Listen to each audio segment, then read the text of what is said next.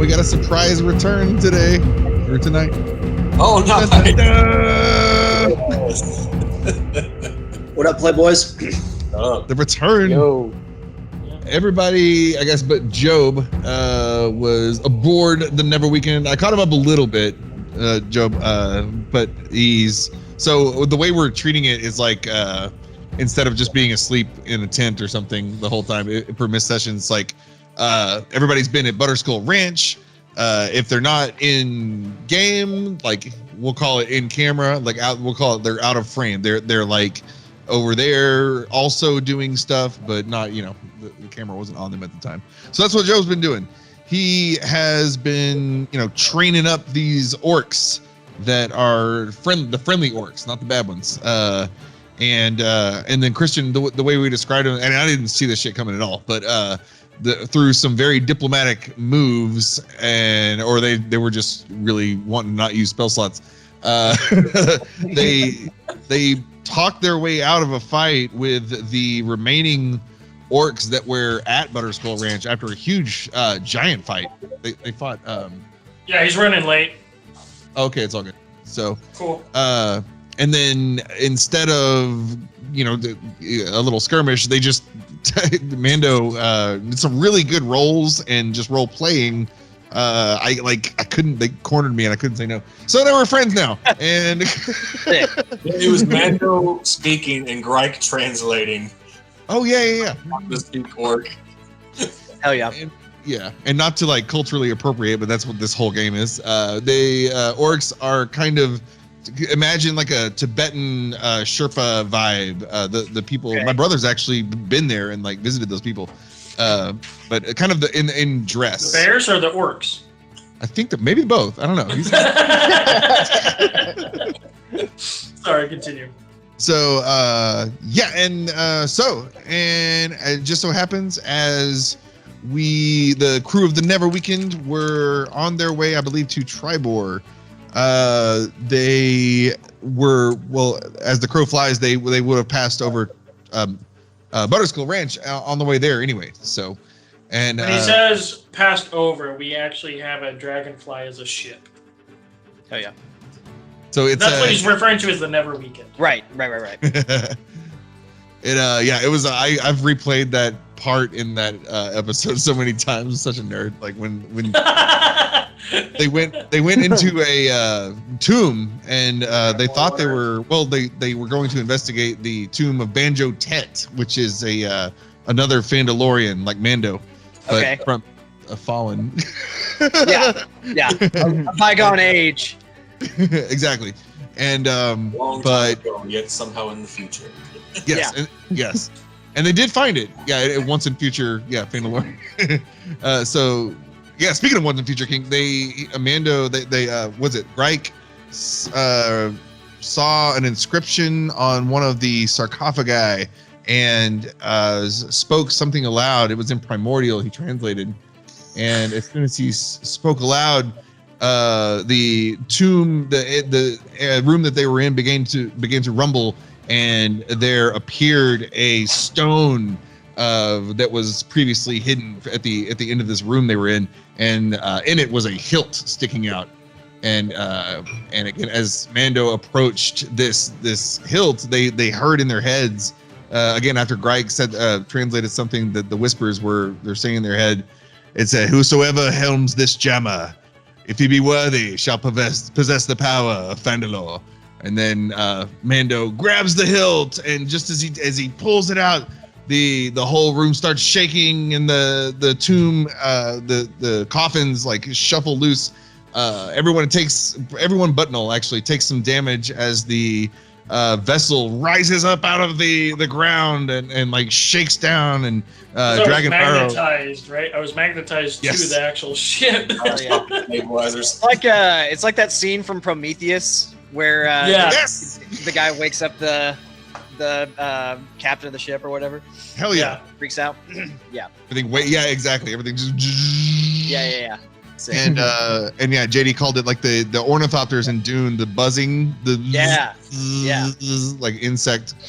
So yeah, this thing buzzes out of the dust and dirt falling down and the sarcophagi and the adventurers all falling down on top of each other, but yeah, so that's kind of, and then we and they inherited this thing aboard the ship. They encountered a sentient AI that seems to be fused with the ship somehow, and is able to operate it basically. So I don't know if I saw that sci-fi book. There was a book of collection of sci-fi stories, and one of them was about ships in such far future where it wasn't an AI, it was like human brains that were slapped into this machinery. Nice. And that's what controlled the ship. Like, and you were able to have conversations and stuff with it. I forgot the name of the story. That's awesome. Kind of like that in Star Trek. They have the neural network. Neuralink, yeah. Yeah, Neuralink. It's kind of like nervous system in the ship. Yeah, like saying. Yeah. So yeah, I think so. Once they met, and his name's 7 of 11. It's right. Sick. And he revealed that there was a huge battle 100 years ago, and everybody in this adventuring party, except for maybe one, a frost giant by the name of Harshnag, and Liverless, the awakened tree. Yes, everyone perished, and that's who is filling these coffins that they're around, and they actually still have them on the deck of the Neverweakened. Are they also like part of like the neuro, like do you get like any information from their beings, or they're just dead? They're just hanging out coffin. Okay, gotcha. Yeah. Like Indiana Jones style, like under Italy. Which one was that? With their was that Raiders of the Lost Ark or no? No, that's you're thinking Last Crusade. Last Crusade, yes. Yeah. When they're in Rome and they go under the library, So I'm with you. And that's what I was imagining when they were down there. That's what I was like picturing, except no rats. Sweet. Dad hates rats. So before we actually get in the game, and I meant to do this with Joshua and everything, one of the additional gifts I got was a custom keycap for my keyboard. For reasons, because my keyboard is made of Lego. Oh yeah. The entire casing around is all made of Lego. And custom keycap is this tiny little cat in a box. Nice. That's there. But yeah, because it's all Lego and everything, I can do whatever the heck I want with it. So I can add other Lego on top of it, and it just works. Nice. So I can go crazy with it. I would build the entire Fort Legorado around that thing.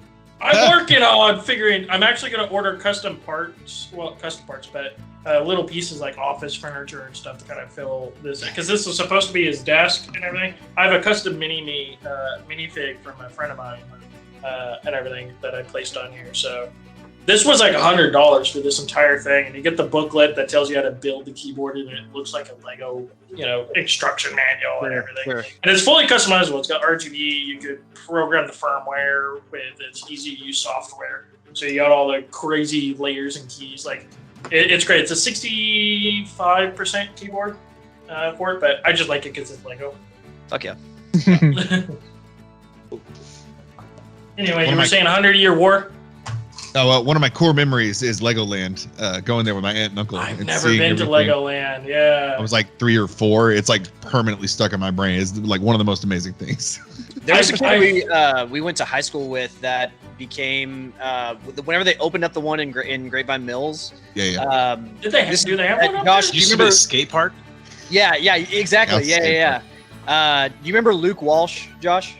I remember the name. Yeah. He was a year younger than us. I think his mom was like a teacher, but it was his older brother, Cal.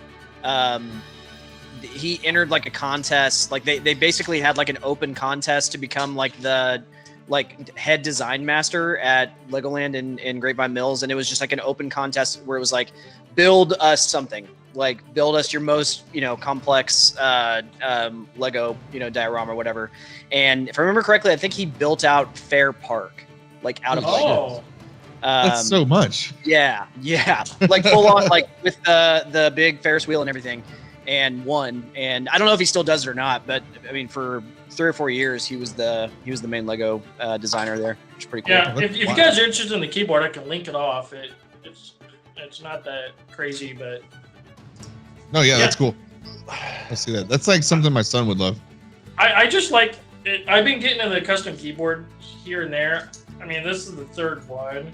The other one is my office keyboard when I travel to the office and everything. The third one's kind of broken, and I may just use as spare parts. But like, I don't think I'm going to go any more than this. The rest of it's just me buying Lego to build up the keyboard that I currently have. Yep. Anyway, I got a Steel series. I think I picked this up 10 years ago or something. Like Nice. If it works, it works. Yeah. Well, and what's really cool is the sound of the keys, and the mic won't pick it up, but the sound of the keys. You ever played the old Lego video games? Or like just any Lego video game? Like Star Wars or whatnot? Yeah, the sound when you're building things together in that game is the sound these keys make. That's cool. That's cool. Anyway, I'm done showing off. So, Mando, we were saying, I don't know, when did you come in? Did you hear the part where, so Jobe basically has been in the training party, like we've talked before about the Icespire Orcs. So, and as you guys were leaving Phandalin on your way, Jobe been leading some orcs to the promised land. Basically. I got a lot of great policies I need to tell you guys about. So as they were flying over, do I have you on the right page? Are we on the Phandalin map? Yes. Yeah. Okay. So west. I see 224 out of 224. Neverweakened. Yeah. So as we were flying from Phandalin, you guys were kind of staying along the road, but up in the air, and you passed by Butterskull Ranch, where your friends are, and down below, you happen to see 2 orcs kind of flagging you down, and they have a little friend with them. Oh no, orcs, fire and ready! Man the cannons! Do your battle stations! They're waving aggressively. Are they prepared for attack? They're tearing off halfling limb from limb. So, yes, you know, like where you are. It's Butterskull Ranch. Y'all know. So, what do you want to do, crew? Land where the orcs are, right? Can we land But on doing the the flash, orcs? like, bzzz, like fly all around them and like circle them. Can we do like a Wizard of Oz sort of thing and just land on them? We have to perfect the art of the slow ramp. The ramp Do a can't Top go Gun too fast. flyby. No, buzz the tower. We'll just do it like they did in Space Jam 1, and it just the ship comes in and it's the slow music. There's the music of the ramp lowering slowly. But no, it's LeBron this time. He's an orc. Yeah, so you guys land. Can I kill him now? As the dust settled, the figures start walking up, and you see one of them almost like 8 feet tall. Almost, it has to be this hulking figure standing next to like a regular sized orc, and then in between them, as the dust clears, is a little halfling between them coming, and as they approach.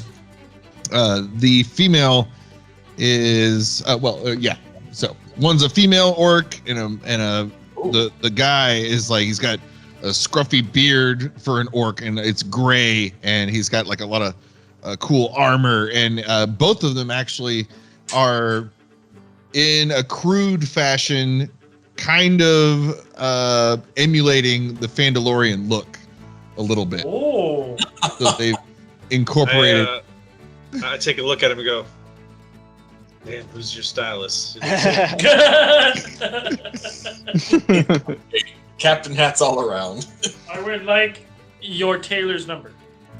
The female steps forward.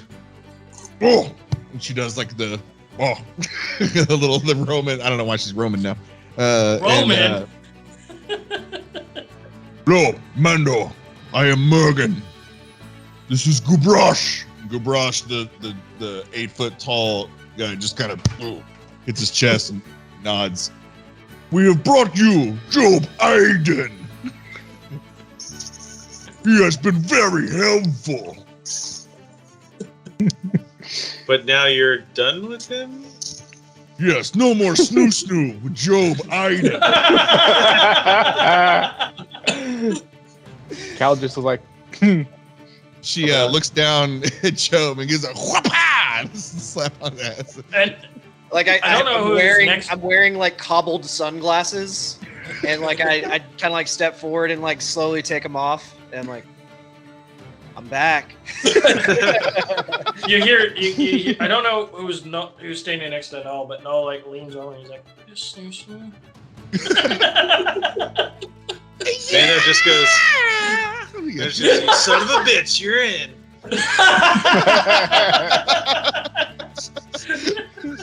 There's like an orc like way back that's just like, we did it, Joe. We did it. We did it. Yeah, so I'm just like, glad to be back, fellas. Got a lot to work on.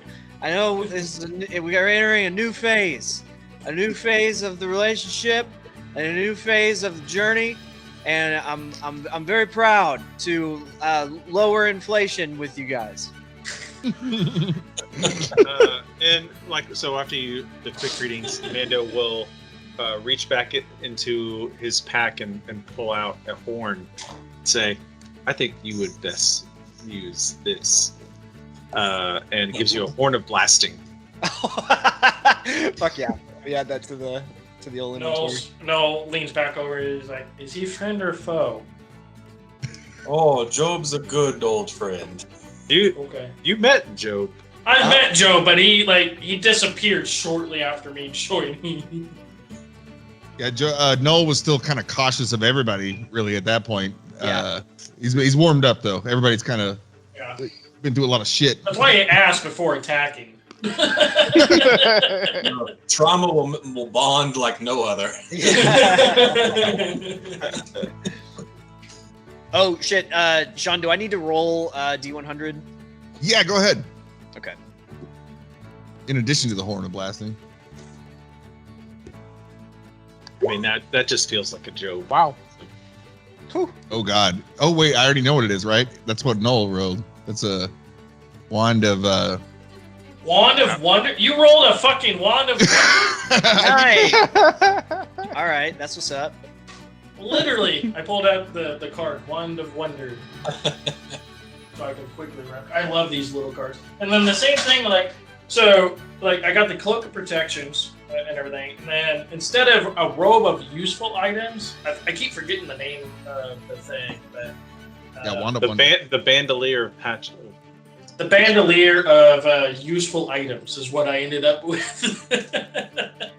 That's what's up. So yeah, you see Null with a couple of extra new, or at least a new clothing item that you didn't see him previously with. Sick.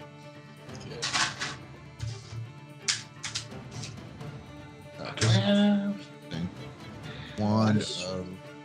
And in this ring with my character build and Gryke's an unstoppable force of nature at this point. I mean, which one of us is turning into the deer? I think I should because I'm heavier metal and I probably would hurt more. Exactly. So you would be a magical weapon, obviously. I would be a magical, yeah. Yeah.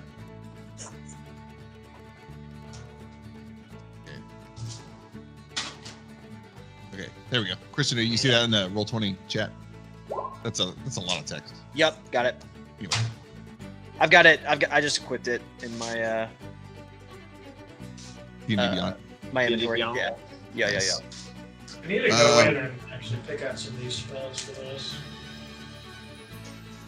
the Gubrash, the male, steps forward and you take Jobe. We hear Mr. Business and Tyrion too. Any new instructions? We are ready to make our assault against Icespire Peak. He'll start like beating his chest, like. I start doing it with him. Yeah, he'll and you hear in the background the several others, and they kind of, I guess they responded that sound as well. They're like, "Oh shit! Oh shit!" Somehow these are orcs / Tusken Raiders. Yeah, baby. So everybody roll just a cold D4 in the Roll20 chat, and that is Not a going hot D4, a cold. Oh, I'll just cold. stick it outside for a few minutes. That is going to be the number of orcs you guys have, in addition to Murgen and Gubrash. Ooh, Like, those are these are- like orcs on my team, or like Like are ours these- to command, or Yeah. just like the orcs sum join. of Let's just do the sum, and then I like that idea though. Backslash Wait, roll we get an actual plus D4. Ooh. So you guys were just joking, but someone said last session out loud, it was just a joke, but you're like, yeah, we're like all orcs, and it's like an all orc party, and we go in there, and like that'd be awesome too, though. Don't hate that. If we're cutting back and forth between like, you know, plot 1 and plot 2, you guys are all orcs. Orc strike party, yeah, one Exactly. shot. Nice. But we'll see. We'll see when we get there. Let's see. We got 3, 11. Special Ops Orc Edition. Where are we dropping, boys? Yeah. It's So I like that. It's orc night. Tier 1 Orc Operator. Cool. So we'll say there's more than 13, but like they're 13 fighters. Fighters. And, Okay. and it, well, 15 technically, because you got Gubrash, who's actually a war chief. Ooh, And then- 13 that we are commanding, and then all the rest are being commanded by the other orc chieftains. Well, the rest are like women and children. I mean, like, you know, non-combatants right now. So these are like the, you know, these are the ones that would be taken into battle. So you got 13 like regular orcs, just like regulars. Actually, so there's going to be 13 orcs that can act as maybe 1 or 2 parties, and then maybe Murgen and Gubrash. I don't want to railroad, but you know that they are the leaders of these, so they're under you. It definitely helps to group large numbers of things, especially if we're in a fight for action economy and time purpose. Murgen and Gubrash. I'll put it in the. So Murgen is female, and she is. You notice she has a cool, like, kind of modified. Everyone has the crude Fandalorian attempt going on, but hers has, in addition, kind of a Vega or Wolverine claws on the end. Not like the Anchorites, though. Not like the Anchorites of Talos, but she is a Claw of Luthic. It's like This is Murgen. yeah, Murgen. And Gubrash, the huge old man orc. I'm thinking like old man Logan, but he's 8 feet tall. He is war chief. And I couldn't find much higher CR for orcs, so and then cool. Yeah. I was gonna write up a couple of like special. Well, that's later. So cool. Very Those good. spoilers, please. If you ever need stat blocks, let me know. I have thousands. Yeah, I know you're kobold press. All of the kobold. Are you the one that keeps posting those stat blocks all over the internet? Yes. So Very well. You can see this old man. He was like almost zero emotion before, just very stoic. But at the mention of attacking the dragon, he's like, ooh, like little kid eyes light up, and he's obviously very excited right now. Yes, very well. Oh, this gives us a new life. We will build a great fire tonight and eat well and prepare for the battle. So I am going to do something real quick. So when they say that they are going to fight with us, I am going to use one of my artificer infusions, and this is like I'm taking it off myself, and it takes a little bit of time to do, so we'll have like if we're resting at all. Cool. But I'll take off one of my replicate magic item spell rot tattoos, and for the war chief, give him a +1 to his like enhanced defense. Like I'm taking his like Fandalorian armor and enhancing it. Like, we can kind of like montage me Nice. like taking off his armor and like enhancing it and giving him one of my infusions. Hell yeah. Nice. Yeah, I imagine you guys it would be a nice bow on the end of this if you guys spend like the another day maybe with the with the orcs, getting them in getting ready for the final battle. But yeah, Strapping up our hands with like leather straps and shit, and like Pulling up the glove. Right in the line, the orcs getting war paint. yeah, punching like slabs of meat in a meat locker. Yeah. Yes. And then two who have been like the competing alphas the whole time in training have finally decided, you know what, bro? They're the enemy. Yeah. Enemies out there, man. Embrace me, brother.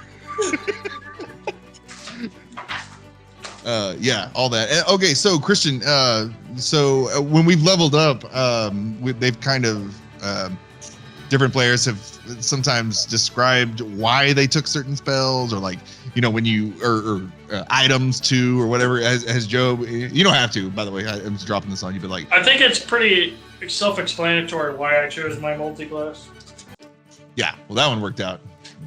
I like, for instance, when we found like all these trebuchets from the back of the ogres, I took one of those, like deconstructed it and remade one so that I could cast the catapult spell.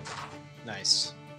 I think Christian missed all that. That was so they had ogres that hucked goblins long distance, and the goblins had helmets with spikes on them, and they almost always died on impact. But Yeah. so I'm a multi-class artificer druid robot. yeah, he's a transformer. Yeah, I am Optimus Primal. there you go.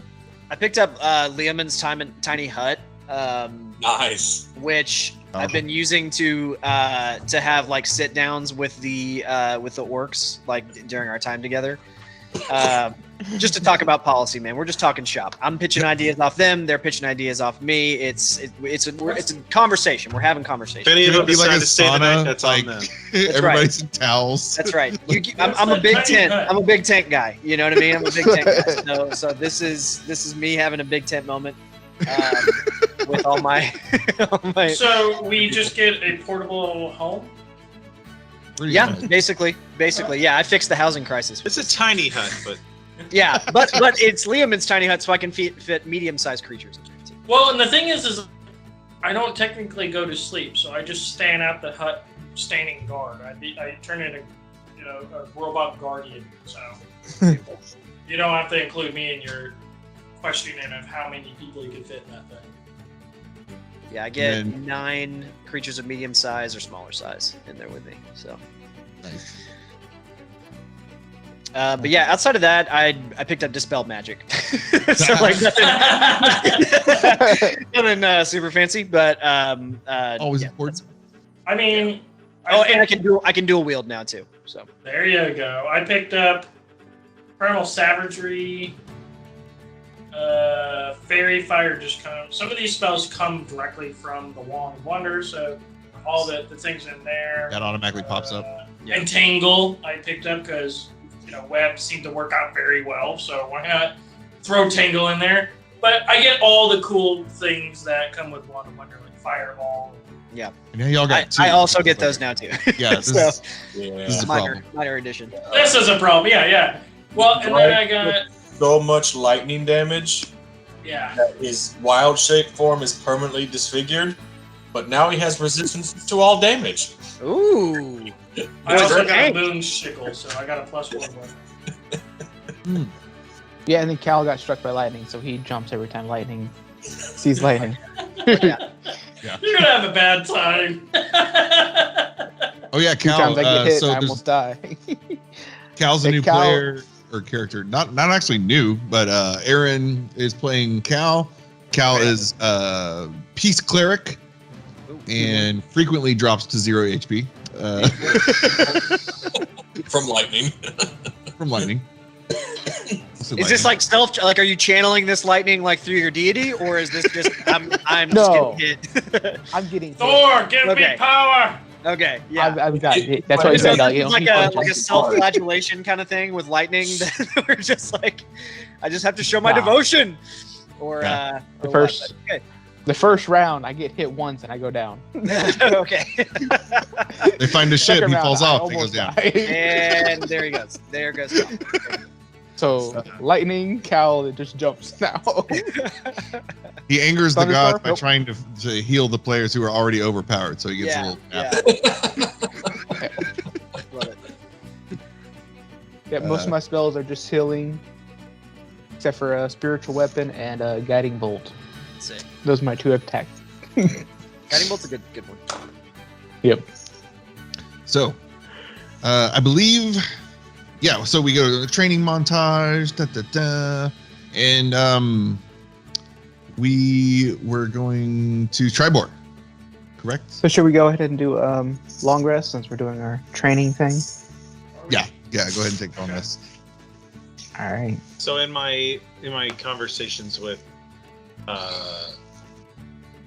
Murgen and Gubrash, I asked them out of the two, which is who has seniority, I suppose, because I can either enhance Gubrash's claws or Murgen's claws or Gubrash's armor or weapon if he has a chosen weapon.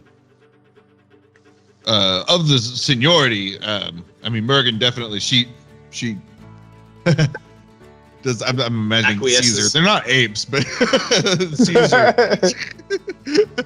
like he's in charge, and yeah, it's definitely Gubrash. What is Gubrash's weapon? Ooh. Good question. I'm not gonna make it up.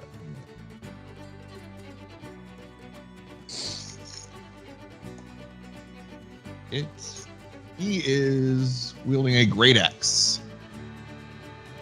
Just a regular great axe, not magical. Not magical. Okay, I'm gonna tell him Gubrash, our foe, is mighty, and in order to slay this creature, you need a mighty weapon to penetrate its defenses. Oh yes, I know very well, mighty. And he picks up his armor a little bit, like the breastplate part, and there, you'll see 3 giant gashes that have since healed. But Isendraug ate my brother. So Oh. I like it. If you allow me, I can take your axe and make it able to penetrate this creature's hide. Oh, yes, please. So I get into the Iron Man montage of, but Nice. I hone its edge to razor sharp point, and then add a little force repulsor so that when he swings, the moment of impact, it like rockets force backward to cut even deeper. Yes. You know, like the Fallout rocket sledge, but with an axe. Yeah. Mm-hmm. So what is that? Is it a plus anything to hit, or It's just +1. I'm giving it a +1 enhancement, but with more than just saying I make it +1. Does he still get that +1 defense from earlier, or is that different? No. So it's one or the other. Okay. So we got +1 to battle axe, and it does extra something. It makes it magical to penetrate non-magical defenses. Okay, gotcha. Cool. Cool. Nice. For the purposes of overcoming resistances. And Gubrash, yeah, he grabs his new, or you modified his existing. I modified his existing axe, yeah. As you hand it back to him, he throws it up a little bit, catches it, checking the weight, swings it a few times. Oh yes, very good. He's very pleased. He's all dragon happy. Or blood thirsty. Yeah. Dragon thirsty. Yeah. It's like that scene in Dances with Wolves at the end where he gives him the not Sean Connery. heart? The pipe. He gives him the pipe at the end. Yeah. Oh, yeah. Good I'm pipe. surprised how many I've met people who actually haven't watched that movie, and I was astonished because that was required watching in school. Like, we Well, did have they seen papers- Ferngully or Ferngully? Avatar? Yeah, Or Yeah. If you've seen those, then yeah, you've seen that movie. It's all the same. Ferngully is the better representation. It well, is. not better, but the cuter representation No doubt. of that movie. I got all my political beliefs from Ferngully. Mhm. Yeah. I got my entire life ethos from Batty. That's it. It got, what was it? Was it American? Oh, what was that? It was a movie series with the tiny mouse that ends up in America. Oh, Fievel. Fievel Goes West.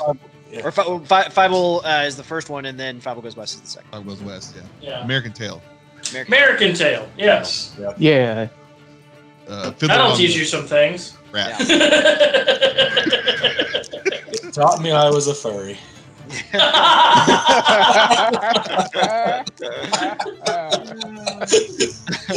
Let me add that to the list of things I didn't expect to hear today. Yeah, there you go. In Josh's campaign, the Tomb of Annihilation, I've got the warlock who has a familiar that takes the form of like a viscous ink blot. Ooh, And I'm- kind of like the bad guy from Yeah, Gully. Hexus. Fuck yeah, dude. I I'm love it. basing it on Hexus. He doesn't talk, but if he did, it'd be Tim Curry for sure. Hell yeah. That's funny because my Friday night campaign, we're doing Tomb of Annihilation, but I'm a Tabaxi over there, full level 7 sorcerer person thing. And our current journeys is going back to pick up my shield guardian person.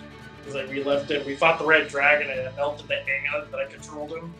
And then now I'm going back to pick him up, but I picked up the spell Dimension Door, so I'm having a lot of fun already with that. Hell yeah. All right. So we have armed the orcs, and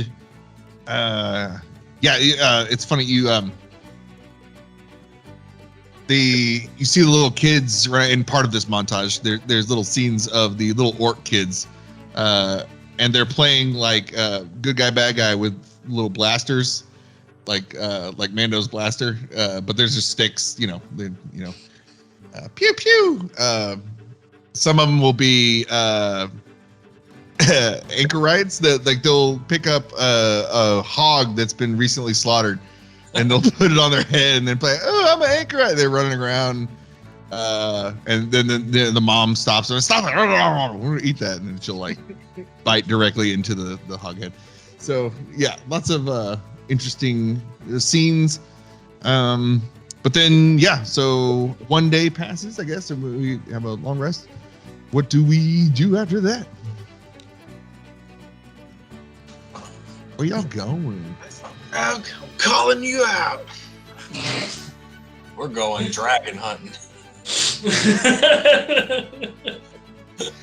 Are we just like showing up to like a dragon's nest, like over it, and we're like, beep, beep, beep, beep, and, like 7 of 11. Locate the dragon. Yeah. No. I just imagine it's that scene in the 2014 Godzilla movie where the airplane's flying over Godzilla, and you're just dive bombing airdropping into the scene where a giant monster is just right there. That's an art scene against the freaking dragon. Like, you're gonna...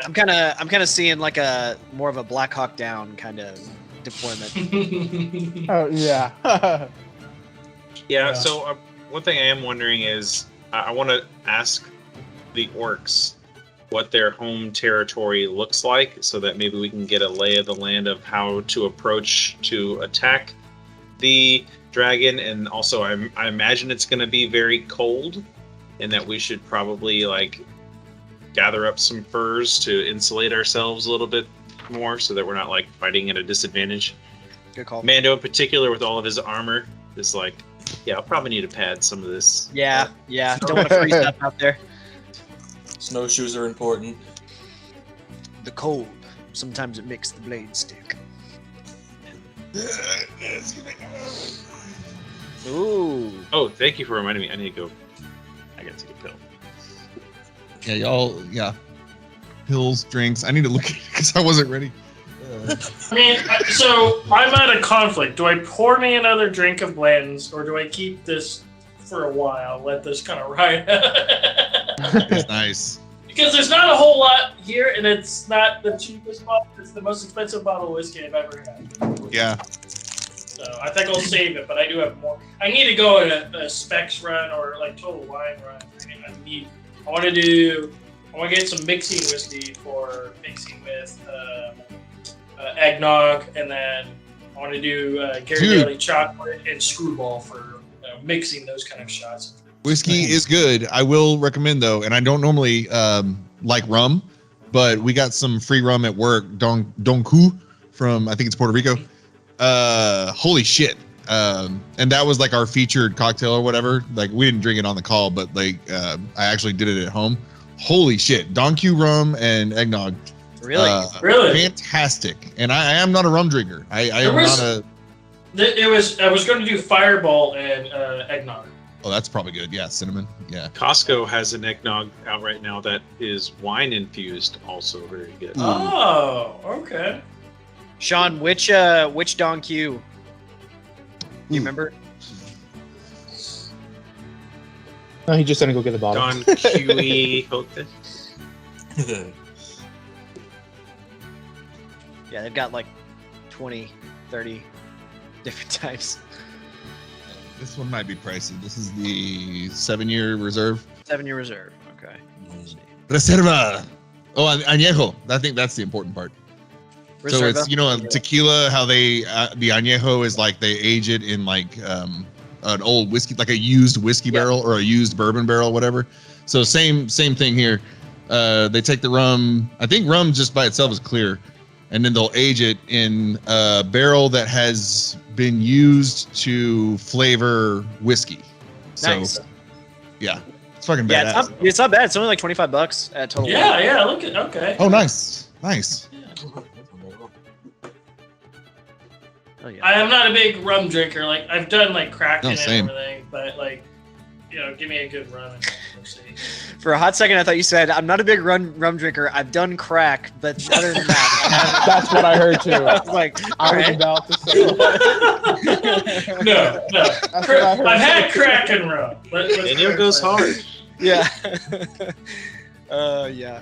Kraken I is draw the good. line though at rum. That's oof, yeah. Whiskey and rum are the hardest of any sort of alcohol or drug or anything that I'll do. There's a YouTube channel that I follow that's called How to Drink, and this dude, he's like a bartender by trade, and so it like all of his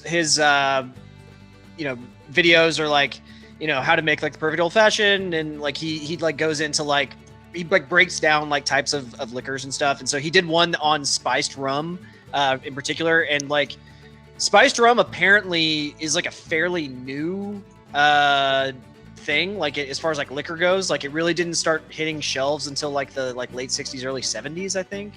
And so it's not like super common. Like everybody thinks like, oh yeah, Spice Rum's been around forever. But like Captain Morgan, right? Yeah, that's the first one, and like that was kind of like what started. So he did like a breakdown of like all the different spiced rums out there, and he does not like them. Like he was like very clear that like he thinks they're garbage. But Kraken was the worst one out of the entire batch. And I'm like, really? oh, man, I like Kraken. I really really like it. So I don't know if this is about me, but yeah, he like broke it down. There was like one or two on there that I'd never even heard of. That of course like those are the ones that like he preferred. But yeah, he took spiced rum down to size quite a bit. See, I've been exploring a lot more like Scotch and stuff lately. When I say lately, in the last year-ish or whatever, and everything. I haven't had rum in such a long time though, but I don't know. I've tasted several different other kinds of rum, and I don't remember what they were, but I just didn't really like the taste of them. They were harsh in some ways too, right? So I don't know, whiskey just it works. Although I've had a really good old fashioned, and Joshua will back me up on that one. The Christmas party at the venue we were at, I meant to ask the guy what the recipe was, but it was one of the best old fashions I've had. What was the venue? It was at some hotel. The Thompson Hotel. They're like convention space, or their banquet space, really. Thompson Hotel. Is that downtown? It's it's like it's at the same place as the National. Yeah. All the clubs are around it. It's hard to get through. Traffic sucks. It's on like Elm and. Oh yeah, this place. Yeah. Yeah, I've never been there. It always I know exactly what you're talking about though. Looks cool. Nice. Flying along.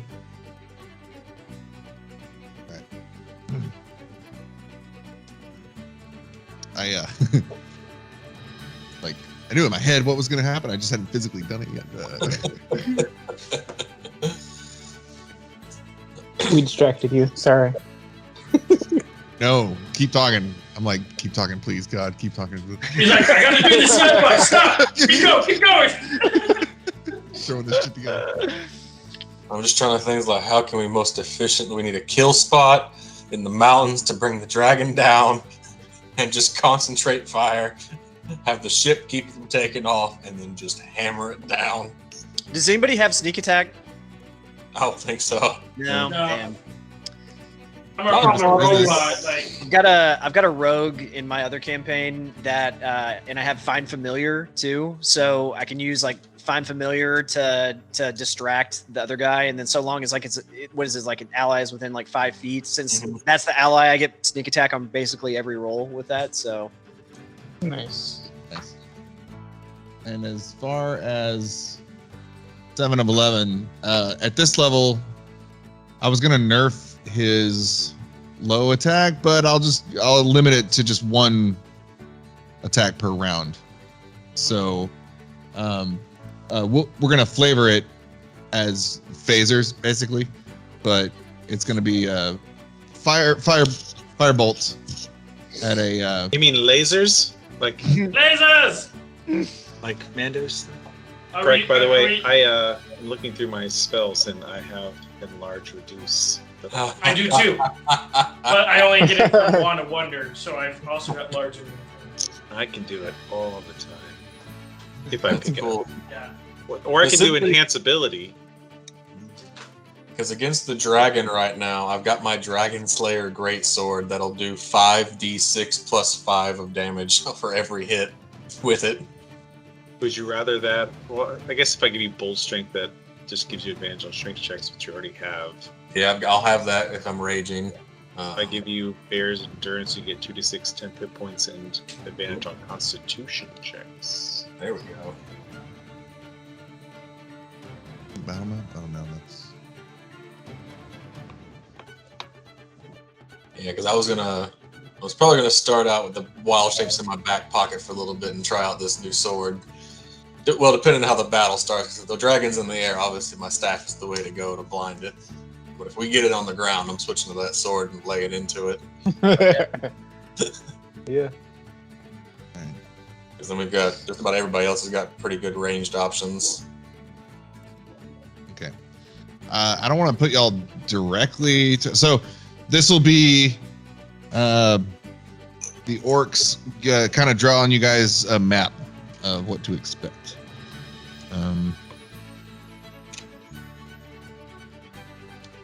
Yeah, no problem.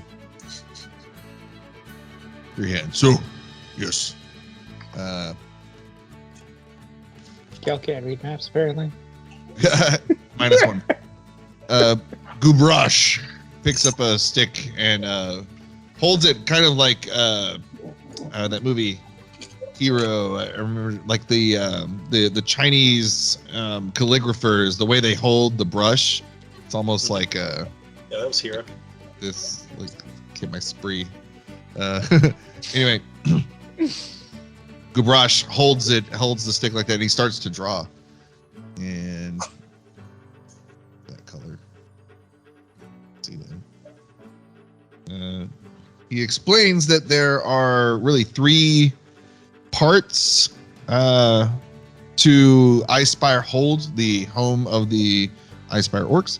There is the main castle, the hold itself, and then a citadel. And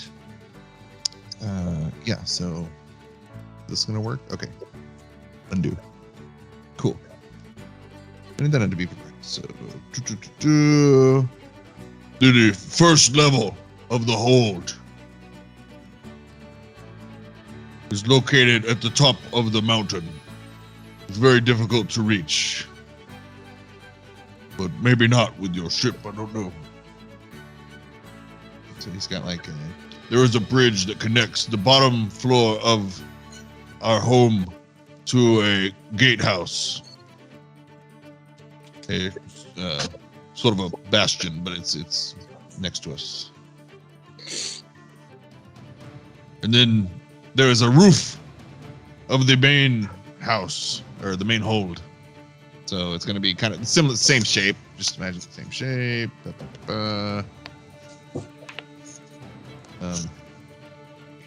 So like this is the top floor, bottom floor. This is not like kind of unnecessary. It's so shitty. So basically, he explains. Oh, wait, here. Choose the form of Gundam. Yeah. So, yeah, he explains that these are actually, it's like a twin peak situation. It's one mountain that kind of leads up to 2 peaks, and there is a pretty big crevice and canyon and that separates the 2, and the bridge that leads over there. I will say, yes. There is a narrow, winding path that corkscrews up the mountainside to the smaller structure, the bastion, the gatehouse. So that, yeah, it's a long. Oh yeah, sorry. Ooh, nice. Get rid of this.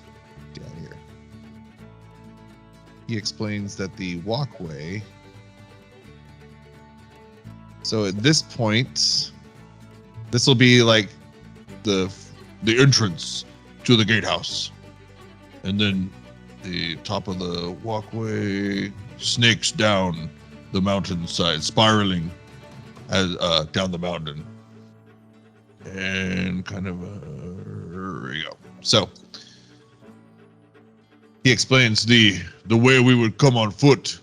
We would come in from the north of the mountain. If this is how we're going. Gotta go all the way.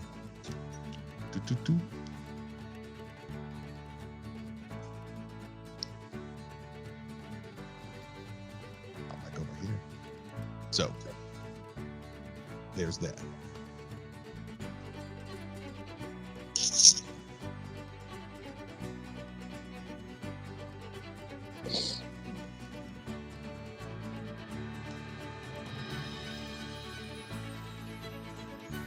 whenever we were, the dragon attacked us in the middle of the night. We were all sleeping in the on the first floor of the hold.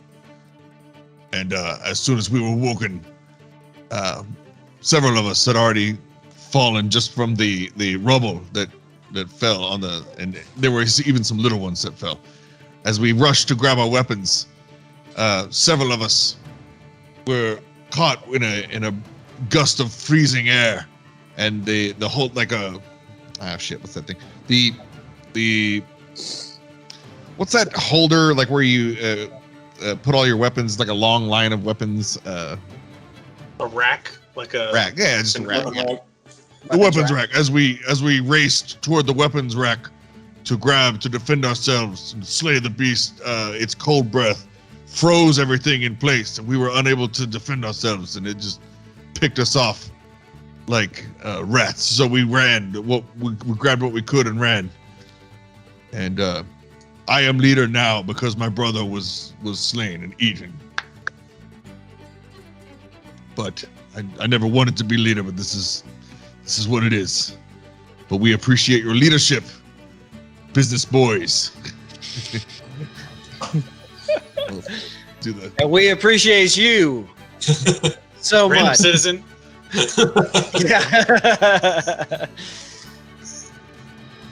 We consider this a strong partnership that we will both profit from. Thank you very much. I yield my time. Thank you very much. The college debate team, Jobe. All right. Yes, and Jobe Eyden, thank you for all of the music and the laughs. All of the music? Yeah. I pull out the bagpipes again. The bagpipes? I thought it was like indie I can fire it up rock again or if I need to. Yeah, he had the pipes of haunting from a long time ago. Mhm. Okay, what do these pipes of haunting do? I don't even know. Man, let's They see. spooky though. Yeah. They haunt the user's dreams with nothing but bagpipes. I don't have them in my inventory anymore. Let me see. Because when I think pipes of haunting, I think of an organ.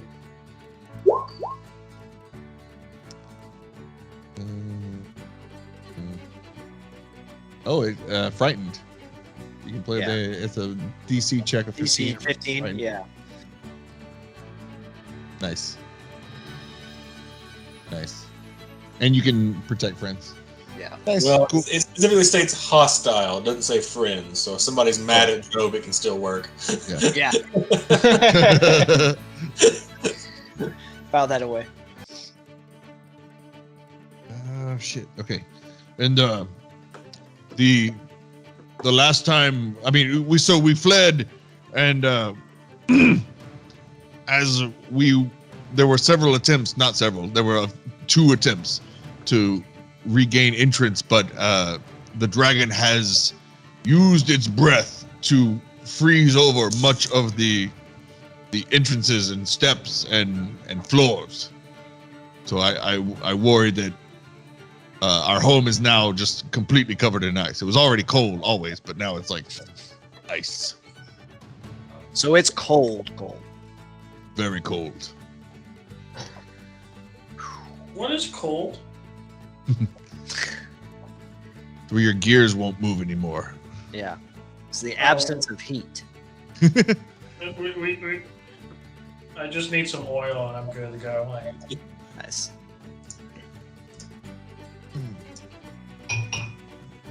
Should we have like an oil can that we keep? Everybody adds Stop working. First work. oil to your inventory.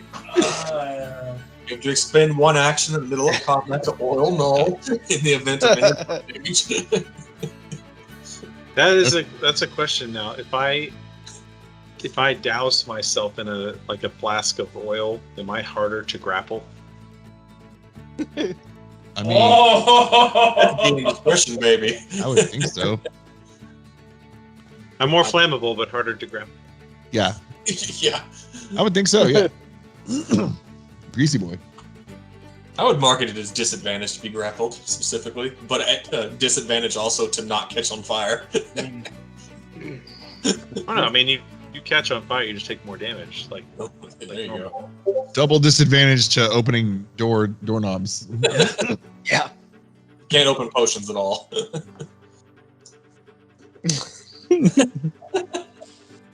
Man, cool. All right, so there's that. I don't know why I wasn't prepared. I should have been prepared for this one. Okay, cool. So, to battle then. To battle.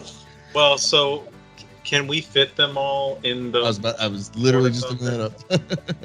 Because what we could do is like we could fashion up a bunch of rope ladders and have them hang Hell yeah, dude. as we like fly in. Yeah. God, I love Orc Special Forces. Special forces. Sneakers. Yeah. God, this is awesome. So the crew is 9, so 9 could comfortably fit on deck. Inside. But then this idea is very good, and So we will offload the. Well, first, can we properly take a look at all the corpses, and then we can like offload the corpses and bury them and stuff like that. yes, that was a whole other thing. And then this one, so this is an Easter egg. Some of this will be retconned. I am already planning for it, but in a good Yeah. way. No. The What is and it hasn't happened yet. What will be retconned? I know it will. Clayton knows, but Retcon 5? Here we go again. no, it'll That's our be new you name. doing it. I don't know what it is yet. It'll be you doing it. I propose that as the literal new name, but we're sticking Retcon with 5. the business boys. I mean, Mr. Business isn't here. Yeah. I think Retcon 5 fits. Retcon 5 is pretty cool. And there's 5 of you now. That's the best part is because you can easily change the number at the end because it specifies we're the retcon indeterminate number. It does sound good. Indeterminate number, yes. We're So last time, retcon- the coffins you inspected, there was indeed 7 of 11. Christian. So 7 of 11 is an AI that pops up as a hologram on the ship. Okay. But he was a warforged, like an adventurer. He was like a normal person, like adventurer in an adventuring party. So, one of these coffins is in fact his.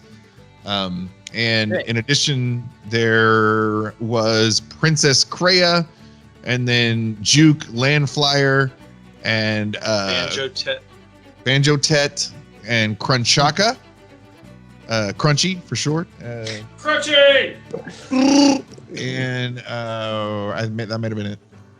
I think so. Han Solo's. What would he be? Well, see there we go. So what I'm proposing is, you got out of game obviously now.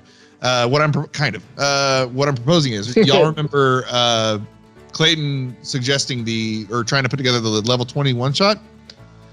What if that level 20 one shot was the battle that happened 100 years ago? Oh. What about okay. the Super Tarrasque Instead of or the HIV? Princess Kreia and Juke and Crunchaka, it's going to be those warriors that fought at that battle. And those are going to be the coffins. So, If that's the spoiler case, the alert. items that I should be having are. Spoiled, god damn, wow. The season hasn't even started and I already know the finale. No, that sounds like a lot of fun, actually. That's like Game of Thrones, man. It's just like House of the Dragon. You already know the ending. Yeah. You already know what's happened. But Right. But it's still like, You wouldn't you House want of to see Dragon, like, but you already know the ending. Yay! But it's the journey.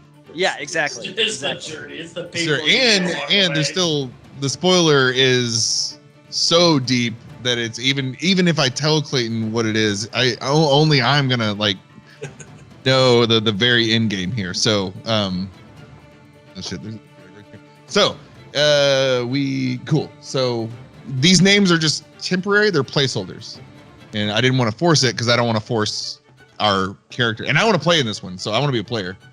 He's the only one that's gonna live. He's gonna retcon that he was the one that lived. No, I for sure die. No, we are. That's the thing. Like, we already know who lives. Lipperless and Harshnag are the only survivors. So, and there's a mystery. You keep spoiling this. We're supposed to play and find out. Oh, you're already supposed to know this. This is not new news. Yeah, this is already, you know this. Yeah. So cool. Well, I mean, I am a Warforged, so delete System 32. Yeah, I figure I'll try to shoot for it after the holidays into January. Yeah. Somewhere right around. Yeah, you just let me know. I mean, what days? We'll do it on our night. So it's like it'll be like a replacement night. A Neverweakened mini series, yeah, like a Neverweakened, the 100-year-old war for some reason. So anyway, for later, we'll get. We haven't talked about exact details yet, but just the idea of it. So I think it'd be cool. Anyway, Gubrash. So I think Gubrash and Murgen would be on deck, and they muster the 13. What did I put? There's 13. Yeah. Oh, why did I start? Okay. And yes, so they start. They heard you planning, and they go grab. They already have some like rope off to the side, and you see them start immediately get to it. There's a 2 sets of 2 females each, and they're all working to fashion these rope ladders that you mentioned. Nice.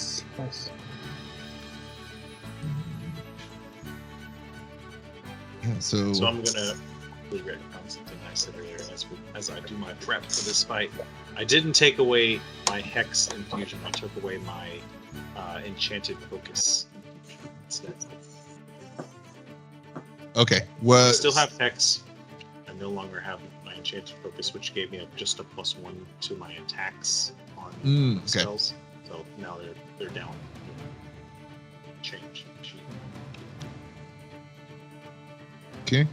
Everybody ready? Everybody, everybody's long rested and everything, so Oh yeah. Mentally, maybe. we'll see. We'll fucking find out. Yeah. Right? Yep. Oh yeah. We're ready. Drop in a bunch of things here. Okay. We're testing in production, y'all. Time to airdrop in. I choose form of bucket. Time to die. This is awkward. I'll just turn off dynamic lighting. I think we need it.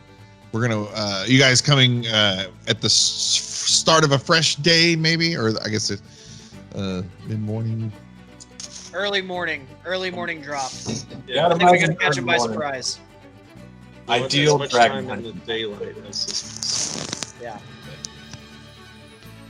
Let's be honest, the dragon's not expecting to be attacked by anything. So, Right. Especially from the air. Yeah. All right. I do like using dynamic lighting, but for now, never mind.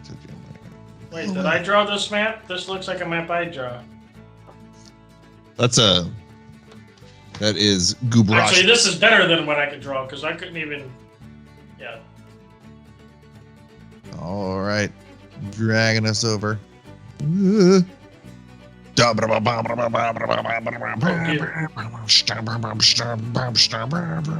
just hear the Doom music start. Yeah. Up. One. A few things that don't need to be there. Space bagpipes playing. Space bagpipes. We got haunted organ pipe thing and space. Yes, How are we sir. gonna do this? We're inventing instruments at this point. So for my all-purpose tool, I have chosen the cantrip Eldritch Blast. Oh, There we go. So on that note, motherfucker, This Sniper baby. on that note, well, you just said this is perfect. You can't write this. Earlier you said you were gonna search the coffins, right? So, and you hadn't searched Banjo Tet's coffin yet. Here we go. So, in Banjo Tet's coffin, you find he has similar armor to you. I would say equal quality, but it's not going to be like better than yours. But it is another set. I want to harvest his Feskar for future use. There you go. See, that's what I was. Yeah. So it is Feskar, but in addition, you notice something peculiar about his blaster. Little something. It is very similar to yours, but it seems to have some kind of like hose almost coming out the back. And I follow the hose. Yeah. Oh yeah. If you inspect it, Powering look down. Always follow Actually, the hose. Give the hose a little tug. Yeah. Your little Starting taste. on this hose. Tug the hose, and it leads back to his jetpack, which you also have, right? With your jump spell. Yeah. So his jetpack, though, I guess it's a different model, and you see on the side in Fandalorian is inscribed "Agonizing Blaster," and it is So you can probably imagine if anyone's ever played a warlock, you probably. So, yeah, if you were to, So I Take get a- agonizing blast. Is what you're telling me? yes, it is. It gives the ability to add your spellcasting modifier to damage on hits. So. Oh. Ooh, this is Yeah. such a gift. Mando's on the board now. All right. No, This is one no of the few more things I rolling had ones planned. and twos for me. Those might start turning into 10s and 11s. No, we're going for the natural 20s. That'd be 2d10 plus what, 8? What do you got? Well, I mean, if I'm just adding my ability modifier to damage, then it's only adding on 4. Is it just okay? It's just your intelligence. Well, I mean, for me, that's my spellcasting ability modifier, so it's just my intelligence. Okay, cool. You don't add your proficiency bonus to damage. Okay, cool. So there's that. Mando got some new bling there. So it is it's a part of the jetpack. You can tell like it's feeding off of the power source because the jetpack would have a way stronger like battery pack, I guess. So it's just a way to feed off your existing jetpack energy, I guess, or fuel Got it. cell. Adds a boost. I can think of how to play with that. So, but yeah, you don't need any plus armors. So there's that. And now, for cool purposes, we'll keep the coffins in the cargo hold, and after the one shot, we'll have an updated inventory. Null sits over there. What are we doing with all these coffins? We should drop them off. Significant to Is something. that all my spells or just the Eldritch Blast? Because I know Agonizing Blast is specific to. Well, it was going to be for your Firebolt too. I didn't know you were going to take the Eldritch Blast came out of nowhere. This was going to be for So your just my Firebolt. cantrips. Yes. Okay. Yeah, I didn't know. I didn't see you. Didn't see that coming. But this was supposed to be added to your Firebolt. Yeah. So his, yeah. But I assumed you were going to use your pistol for your Eldritch Blast as well. Yeah. He upsized the caliber. Upgraded from a 9mm to a 45. There we go. All right. So, all right. As the you leave Butterskull Ranch, and as you're flying, the Dragonfly ship Oh, and Christian. So in Spelljammer, it's a damselfly ship. So that's our base here, but it is a modified. It's a Dragonfly class. So it's upgraded.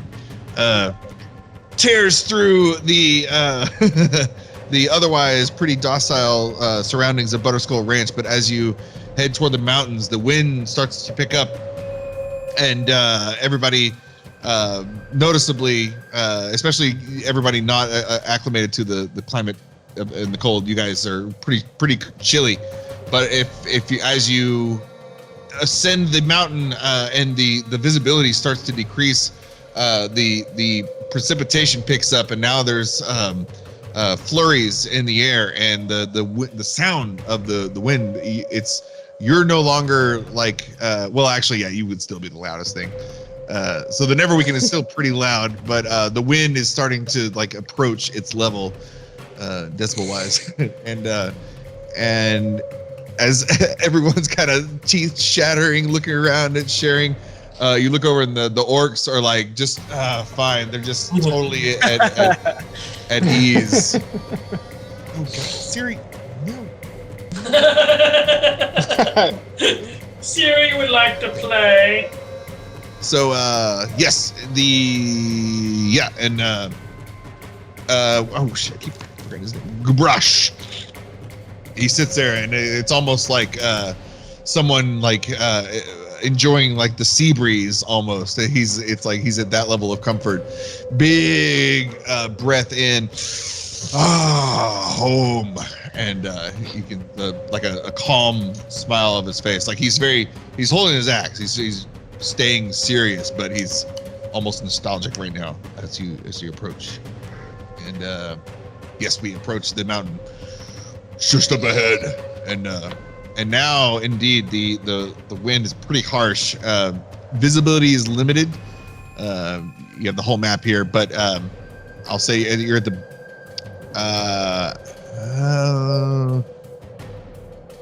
this map doesn't really tell me elevation. So as you approach, you've kind of maintained the ship maintains like an automatic safe distance as it goes up, kind of like the drones. They have the autos and the sensor. So yeah, and you see indeed Icespire Hold reveals itself behind some fog and clouds. They separate, and I'll say you're safe enough away right now to where you could land if you wanted to, or at least hover and exit out if you wanted to do that. I mean, if you want to go balls to the wall and land on the roof, that's also. I want to turn in a gun to as before. Let's see.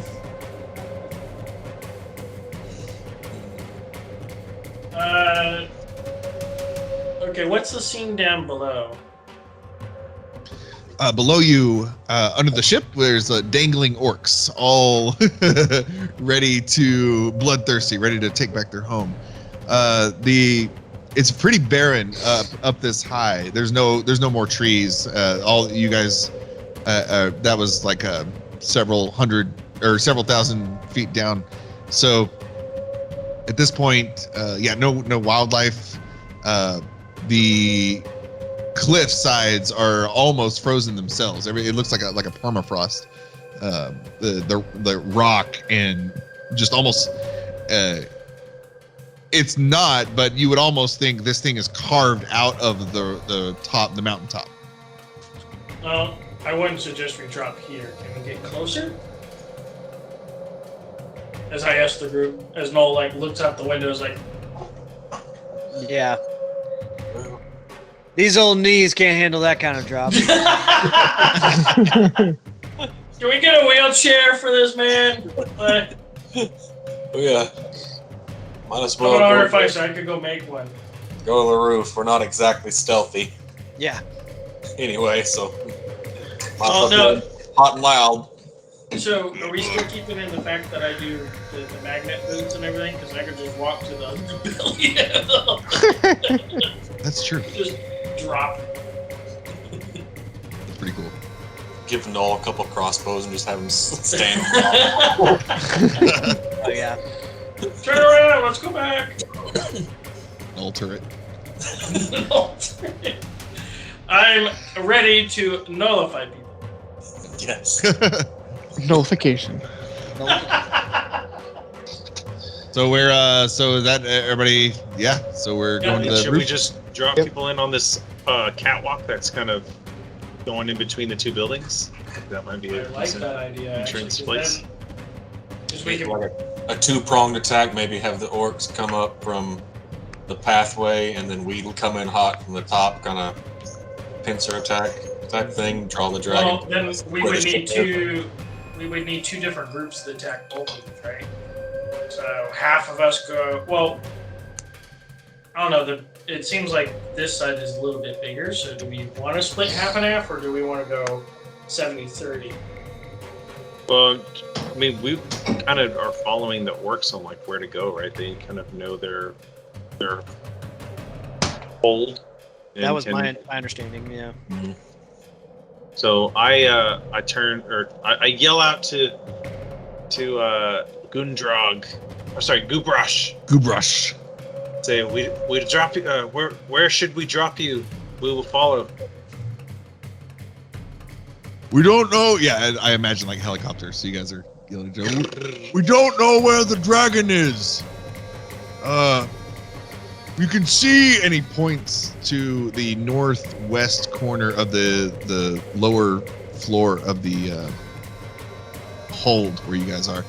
You can see that's where it attacked, and you see rubble, like a huge hole in the side, kind of similar to the Stonehill Inn back in Fanlin. It's the level of destruction there.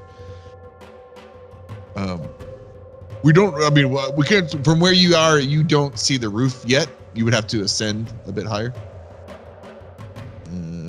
So they don't Yeah, I mean, know. let's just do a like quick 360, see what's up, and then zoom in. I'm thinking where it attacked, like in that rubble, is a good place to go in. So yeah, buzzing the tower. So Gryke is like on the back, ready to jump off if he sees the dragon. Where's So- the dragon placed? Oh, I don't know. yeah, the We don't know where Neverweakened. to see it. As it ascends, every time it ascends, it picks up a little bit. You guys start making a huge circle with a wide berth there, and he takes you over. And yeah, just kind of like I imagine now the Jurassic Park, where run over there.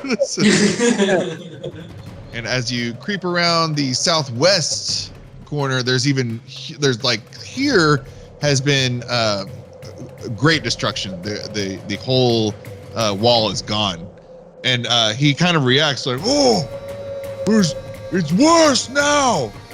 Like you can tell he's shocked by how much destruction has been done, and he gives Murgen a look, and Murgen like sharpens her claws and starts doing that, just pissed off. This dragon has destroyed their home. So as you circle the south side, you just see more destruction of him, and they just keep getting angrier. And if we were to hover up, then okay, so that's where. You know what? I'm gonna back up a little bit, just a little bit over here. So as you round the southwest corner, Cow and Mando, you both receive just a flash of a vision, and it's really just a repeat from before. The same vision of the dragon on the roof. It happens again, just a split second, and the dragon's eye kind of does the twin lids opening. The side one opens first, then this one, he like with the snake eye pupil narrows as it focuses. But then it's back. You're back in the ship all of a sudden. All right, so this dragon is Isendraug, right? Isendraug. Draug. Okay. Scourge of Icespire Peak. I'll call out to 7 of 11 and say, evasive maneuvers!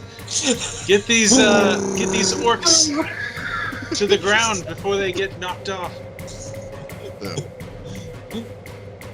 So yeah, yes. 7-Eleven's gonna back up. Which way should I go? The closest place that we can drop the orcs off to the ground, and then we'll.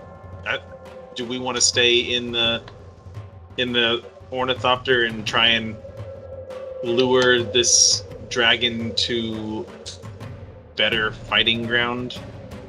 Do we see anywhere that's like a good platform for us to fight the dragon on? There's the roof of the hold. Would be the only, but you haven't. In a vision you saw it. If you were to go up there, we'll say from a distance you did see that the roof is a plane that is more than large enough for the Neverweakened to land, but that's the closest thing to a large platform.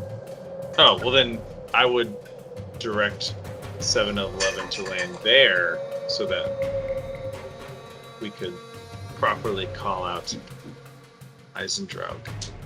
Okay. We need another drink. So.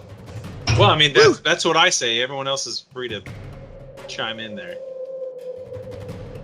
I mean, Gryke's idea is if we can keep the dragon on the ground, that's plan numero uno. Keep it on the ground. It starts flying around. I call up to see if we can get 2 of so there's 9 orcs on the platform and all the rest are hanging down below, right? Or I guess there's us plus however many orcs that equals 9. Right. I direct 2 of the orcs to go man the ballista so that we can continuously reload it each round. Okay.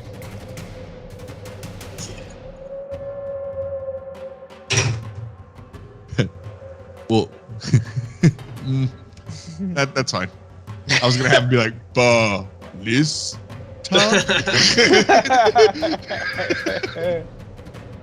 We can forego the learning curve.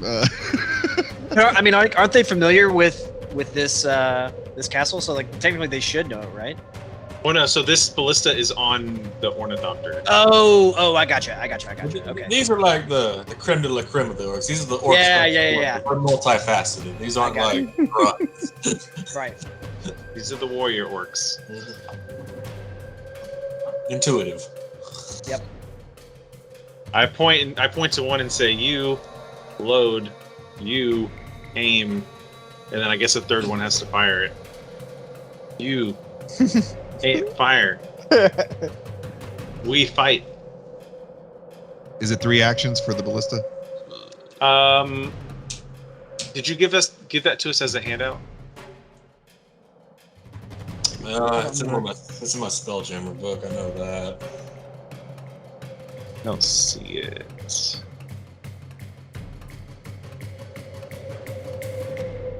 I've got the damsel 5.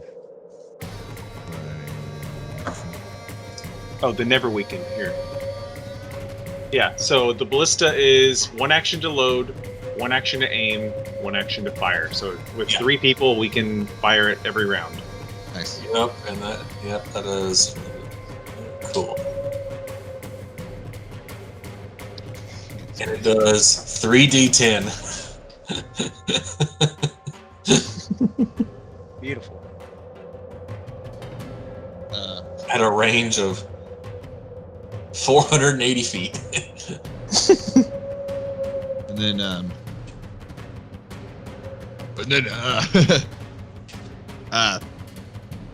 until we get proper repairs on all systems, you also have me for 1 firebolt per round, but at 4d10 damage. Does that work with my wand? Oh, shit. Dang, we could just get all the rest of the orcs on the mega nail as well and do 5d10 damage around. Yeah. Hey, go boom now. That'll keep the dragon out of the sky. Damn right. Yeah. All the orcs just stay on the Neverweakened, and everybody else, Gryke falls down, keeps the dragon's attention while everybody just spams fires it. This is gonna be a 2-round fight. Rookie number. One round. I think for the sake of the fact that they're orcs and want to probably like fight this thing in hand-to-hand combat, they may not want to do that. Christian, can you see that? Yeah, I can see.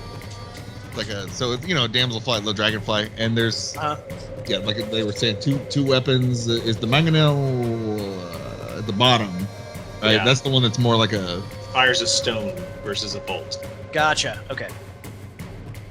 yeah. It's got an 800-foot range. Fuck. Okay. I mean, fuck it. I did this.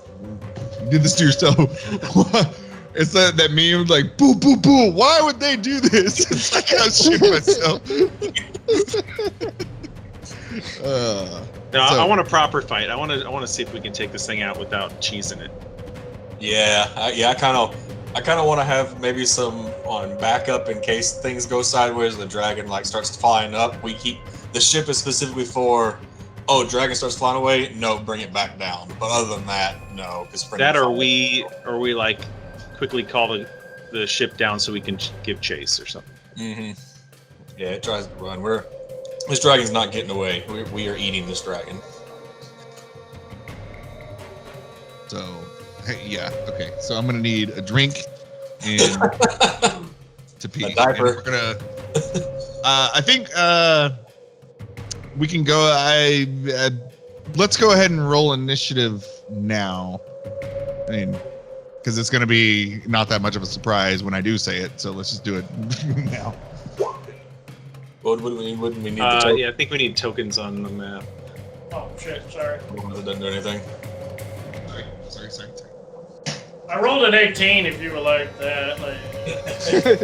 You can pull your own token onto the map, Oh, okay. Okay. but you, Sean, I think need to obviously launch. Oh, I've access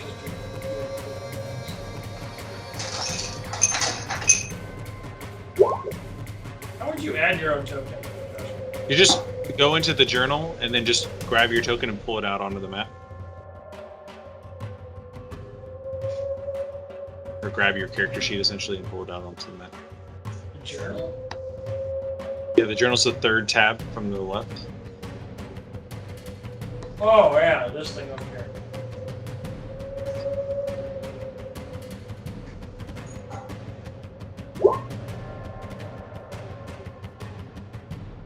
Alright, good initiatives so far. Not bad at all. Okay, where the heck is Null in this entire list? Okay, let's see here.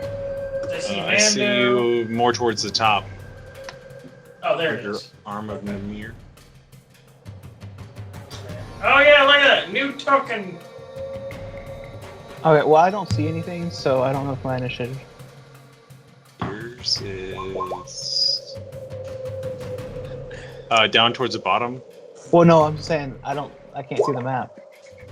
Oh, I found myself, yes, but my map is blank right now, so I can't click on anything. Greg goes last. That actually looks really good as a token. Yeah. New Null. Yeah, new Null. And then we got. Does Jobe see the coolness of when I transform? Mine didn't stick. Hold on, there it goes. That should be in the turnover now. Sweet. I don't even see the turnover. That's what I'm saying. I can't see it. I don't have that up yet. Where are we dropping? Let's see. Here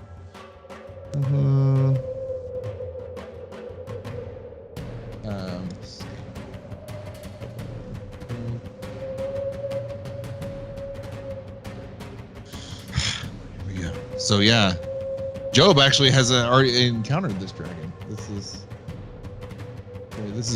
what was it? Episode 2, session 2. Oh, that dragon that swooped down. Yep, same dragon. Bridge? Oh shit. Okay. Wait, is this the thunder thingy thing? The green one? Isendraug. That was. We fought we didn't fight him. We fought like a wormling, right? Like a what are those? A baby. Yeah. No, she's young. It's a young white dragon. Okay. So like the second step, because it's like No, it was the Dragon and Thunder Tree that I remember when I played that campaign. You guys didn't go through that? yeah. Okay. I don't know, is that Lost Mine of Phandelver? Yeah. Okay. So we ended up, my group ended up there. We fought a young green dragon. That's who I thought we were now facing. I was like, oh, okay, neat. I got to kill it again. Yeah, Roll20's not working on Cal's side, so I'm gonna move his token around for now. Okay. Hasn't been added in yet. I don't know why it would. It might be I think it might be the computer he's running on. It's an old iMac from like 2001.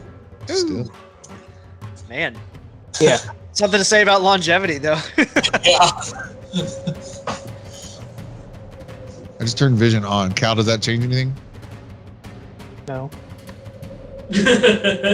No. I just have a black screen right now. Every once in a while, I'll have like I expanded. I have white blotches, but that's it. That's really weird. What browser are you using? Chrome. Chrome. You could try it in Safari and see if that does anything. It probably doesn't, just because it's. Or you could get a better browser. But Better than Chrome. My main browser of choice right now is Opera GX. Opera? Yep. Old school. Old school, yeah. Sure. Let's see. Just don't recommend Edge or IE or Edge. fuck Edge so hard. That piece of shit. It's there for you to find Chrome and then download Chrome. What's your purpose? To install Chrome. Oh my god. Fucking nightmare. That was like our biggest bane whenever I was working at Hopin. Like if something wasn't working, I was like, "Are you using Edge?" That's like always like my first question, because it's just like, just don't do that. Don't do that, please. Yeah. But We so many always people use- with. Yeah, well, yeah, and like it's because it's. I mean, Apple does the same thing, but like so many PCs have it set as the default browser that people just don't pay attention to it, So it's like, you guys. Yeah, there's a lot of That's where all my books. books. That's where my bookmarks are. Yeah. You are fucking up. God, I'm getting flashbacks as an IT guy now. Yeah.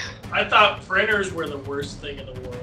They Did are. you install the driver? Did you install the driver for the printer? I had Did you the install the best driver? case I ever got was this old, this elderly lady. She was like 80 or 90. One or two, anyway, she was up there in age. She was like fairly, understanding of technology. So like, I got this all-in-one printer for the holidays and stuff, and I'm trying to set it up, and it keeps telling me it's got paper jam, but I keep putting the paper in this thing. So after a couple of questions, pulling up the manual and dealing with it, I asked the question of where she's putting the paper. She's like, I'm putting it on top of this glass thing. Oh no. Oh no. Yeah, so I had to explain to her the whole thing with trays and that kind of thing. But I muted to laugh real quick, then went back in because that was just cute and hilarious. All this. Yeah. Classic old person move. Yeah.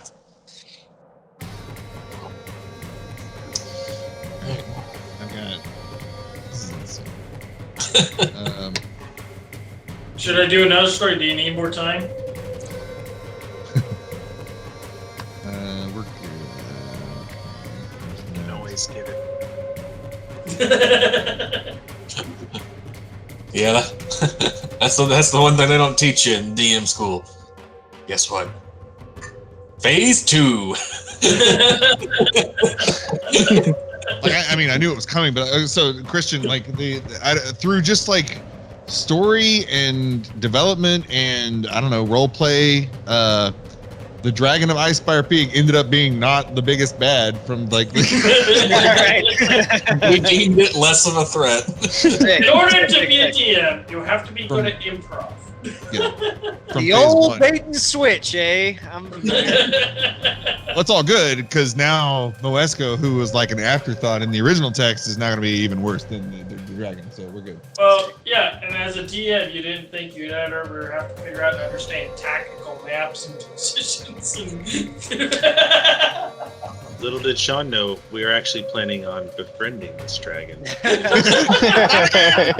Gryke's gonna jump on its back and bite its neck again. We're here to expand our army. Not We are. Right. I'm bringing this dragon into the tiny hut, man. We're gonna break bread. Into We're the gonna do tiny it. So I just imagine those tents out, like in Harry Potter, outside of the stadium, and then go inside of the tent. This gigantic freaking house inside.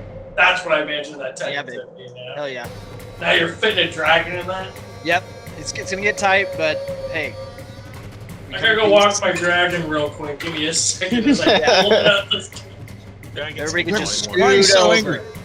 Why are you so angry? Eating up all these folks. Okay, so yeah, like like the Batwing. I'm imagining like Dark Knight style. Just the Neverweakened hovers above the edge of the roof to the Icespire Hold, and as you do, the wings, just as you clear the roof line, the gust from the wings, it like blows up a huge a new like a swirl of frost and snow from like an embankment where it had been blown up into like a corner there. And as you do, what was otherwise lifeless surface here, you begin. There was actually several individuals on this roof, in addition to our old friend the dragon. You see the dragon start to stir from the center of the. Oh, nobody can see me. Has Null met this dragon? No. No. No. And the only time I rolled and it would have seen it, I forgot to do anything. So, bam! We are on. So yeah, Gryke and Mando. But you guys are on the ship, right? Just like metaphorically there, your tokens. So, metaphorical bay doors of the ship ready to jump out. Exactly, yeah. So I imagine everybody's still on the ship, and yeah, as you probably 40 feet above to get a good view, you see indeed there are 3. These tokens aren't color accurate, but we're gonna say that they are like the white dragon. These are white dragon kobolds. These are special flavored, and indeed they're wearing ill-fitting clothing that is really similar to the Icespire Orcs, and you hear your orc friends next to you. They took our shit. Null just wearing like your brassiere. Yeah. Null just sits there and is like, does he mean like defecate? Is that what he's talking? What? And you say, well, that one did, yes. And there is one kobold Null's that is confused indeed about covered in bodily shit. functions. So yeah, they're and a cluster of 3 over here, 2 beefy ones, one maybe not so beefy, and then an identical group on the southeast. And Isendraug, the dragon, in the center. She immediately kind of jumps up and starts to take flight. Seeing you clear the roof there, and the big stir up of the wind, that was enough to, yeah. Before that even settled down, she had already like stirred up and was on the defensive. And even though her claws were still kind of dancing on the ice below, her wings were already kind of flapping up. So she was in that like mid weightlessness interim time before actually taking off. So I'm gonna say she is mechanically flying, but she is very near the roof right now. Yes, the kobolds start to kind of shuffle around, and they're kind of shuffling nervously, reaching for their weapons and trying to pick up things, but they don't seem to be able to get their shit together quite in time. So, what are we doing? Jobe actually has initiative. Jobe. Yep. Oh, I didn't. Yes, Jobe, go ahead. But I didn't consider the good orcs. Sorry.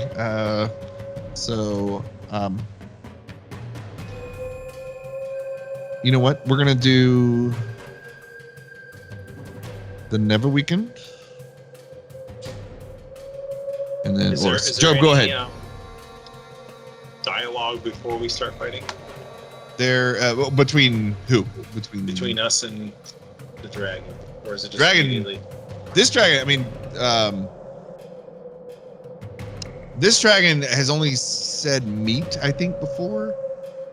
Just meat, right? Oh, okay. So Then never mind. Is she in sight?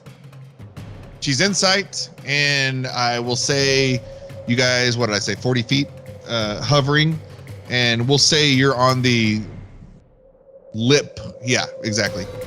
You're on the lip of the or the edge that it's been partially destroyed on the southwest side here on the roof. Okay. So is there a rope dangling that we can rappel on? Yes. If the Neverweakened were to descend a bit, I imagine probably these ropes are 20 feet long each. So imagine, the Neverweakened's legs probably 10 feet, and then another 10 feet probably at its lowest point. Okay.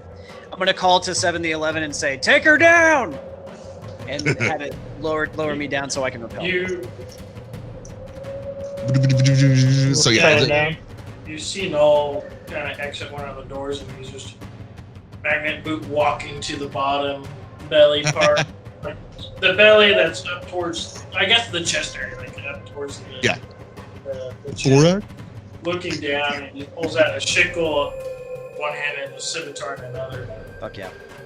Nice. Yeah. So I'd like to rappel down. Nice. And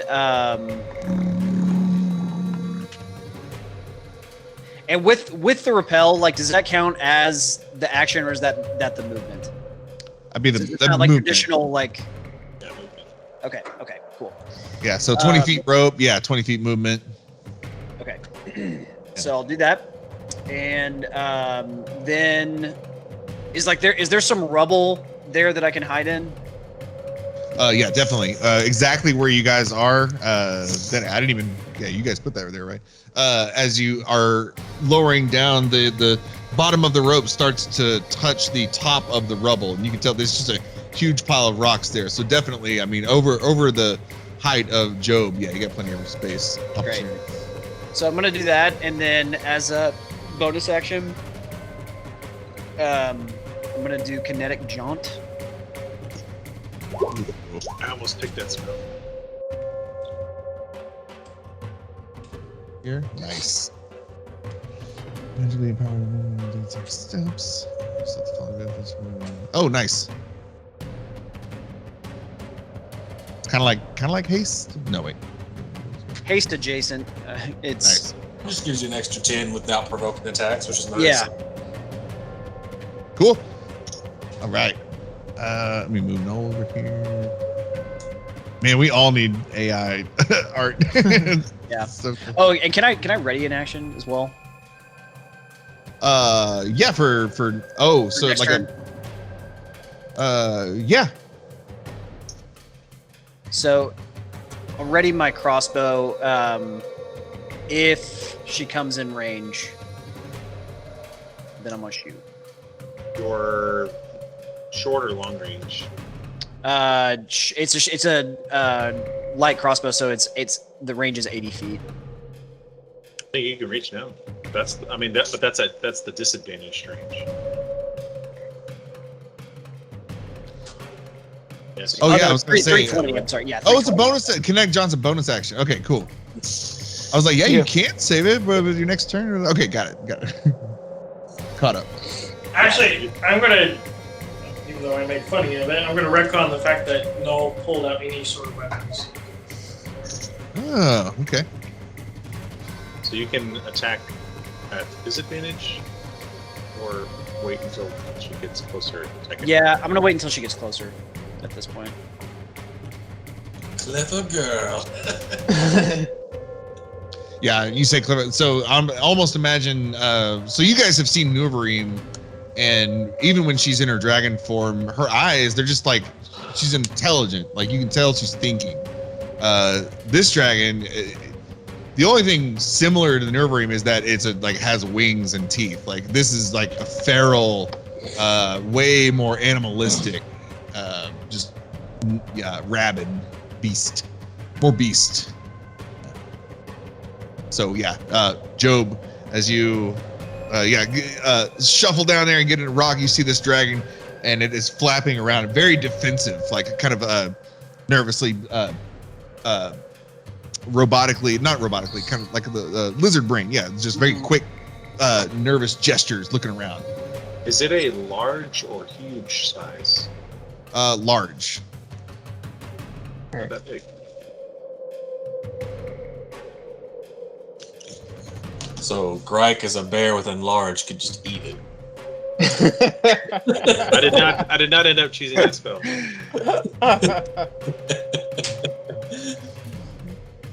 Cast Yeet at 5th level. Okay. Are you able to change my initiative? Yes. Because I wasn't able to click it, so I rolled an 8. 8. Go. Yeah, I can. Descending. Because I tried clicking on it and it just keeps going back to 1. So You're good. It should be fixed. yeah, I see it now. I Cool. can move the token now, so on my end, so cool. The map thing. That's weird. We got to figure that out. I think it might be that computer. I'll do some troubleshooting on it this weekend. No, it really should be the settings. What you see. Well, because it I don't know, maybe, but it was like glitching. It was almost showing like a mirror of D&D Beyond. Weird. So it was pretty weird when I was over there looking at it, but I have no idea. And what is it? Oh. Man, it's a long road, but we got there. Okay. Turn order should be updated. To be fair, I didn't know you guys were going here. So, all right. Yes, Jobe. And you were gonna. Okay, you're holding your action until Isendraug gets closer. That brings us to Mando.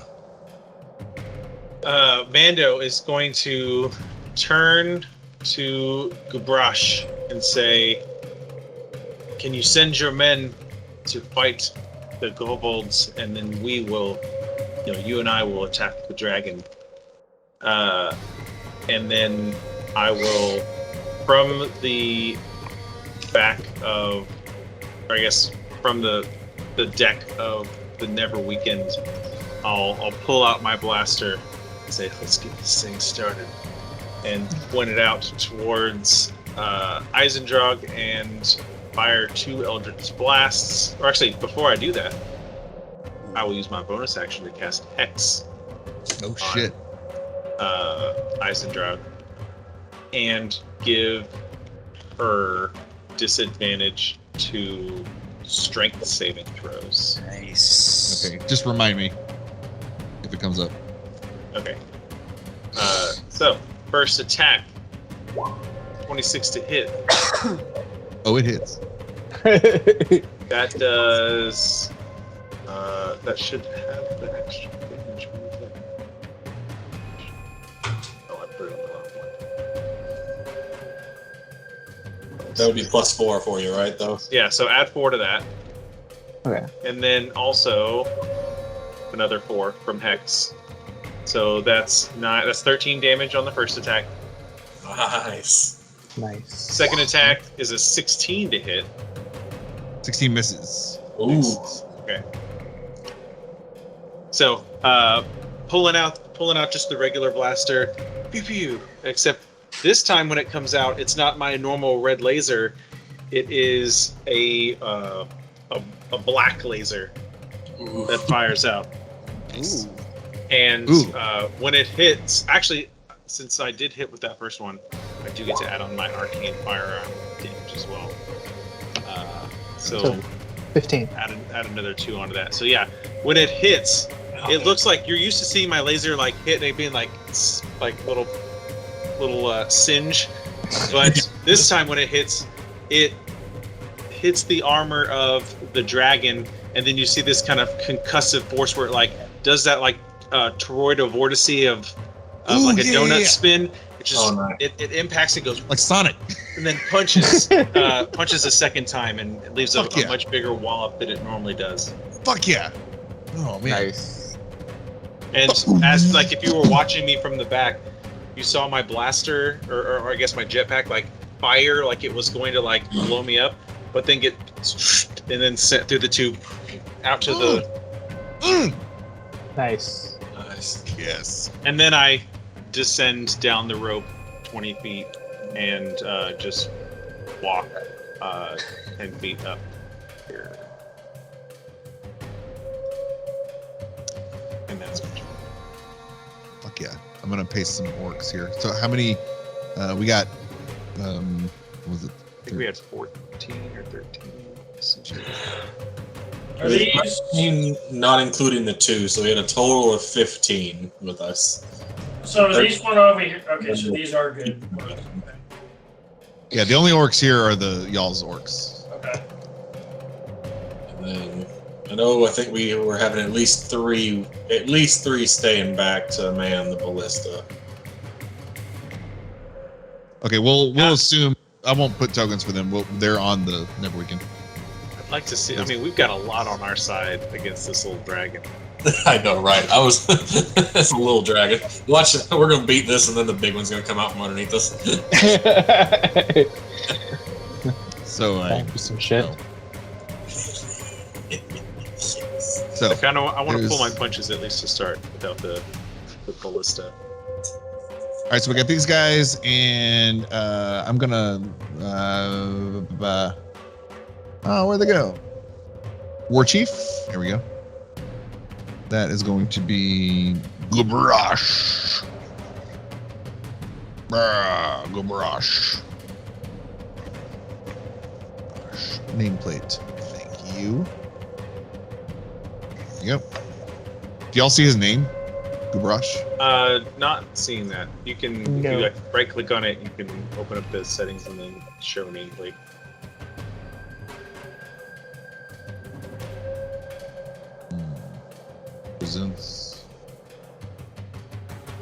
Represents character. No. It's fine. Well.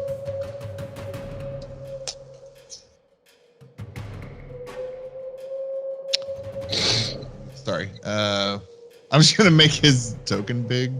He's not actually this big, but that's the only reason so okay, so we've got Gubrash right here and Murgen. I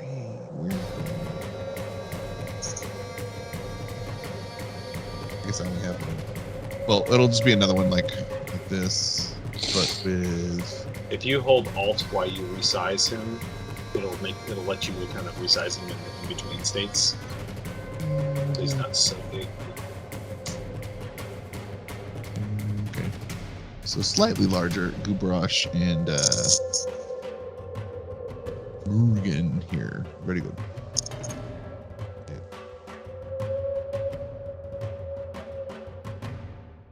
Okay.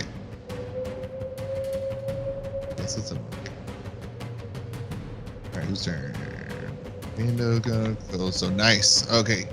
Go down there. Very good. Nice. It goes to the kobolds. And let's see. Jobe, you've been on boots on the ground longest time now. You'll see that was W. Okay, so you'll see as soon as you descended the rope and started to find cover, as you're what were you readying again? What was it? My crossbow. Nice. So yeah, you're aiming, you got it ready, and you're trained on the dragon, but you kind of got a good view of everything going on. You start to see one of the kobolds over here on the southeast corner. You see one kind of warping some kind of energy in it between its hands as it begins to seemingly cast a spell. Oh shit! Is it a shaman? Go to see if it even hits first. So, not you. There we go. This, and I'll give you just a look. So one of these, except not red, they're white. Is going to aim. I guess. Yeah, Gryke, you're not actually there, right? You're still on the ship. Yeah, I'm still on the ship right now. Okay, if you're on the ship, I'm just gonna pull people back here. So I think no, you're on you're on the bottom, right? I'm on the bottom of the ship right now. So Jobe's actually the only one that's. Oh, then Mando and Jobe. So, okay, so yeah, they see all these orcs. I mean, yeah, orcs piling out, and this one is going to. Yep, here we go. Let's see if it hits. Womp. That is not going to hit. So you see a ball of energy being formed, and as a kind of a Kamehameha style. The picture is actually perfect, right there. It unleashes a ball of energy toward the frontmost, or I'll even say it was Murgen.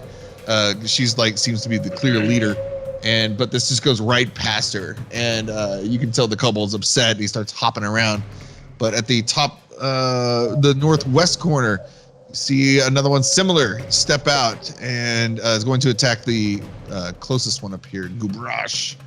Same attack on. Does that hit? Does not hit. So similar. Both of these kobold mages step forward and try to blast some energy, but I guess they were just caught so off guard. They don't have their wits about them yet. And it just whiffs past these, and it goes to their friends now, the dragon shields. So here we go. The other orcs, you can tell these are more heavily armored. They will begin to step forward and run to attack. And they are going to these two on the bottom are going to attack.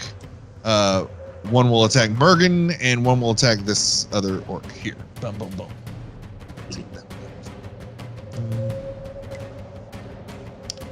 So the first one misses. Second one misses. Okay. All right. So they are not doing so well down there. Number attacks. The other two on top are going to rush Gubrash.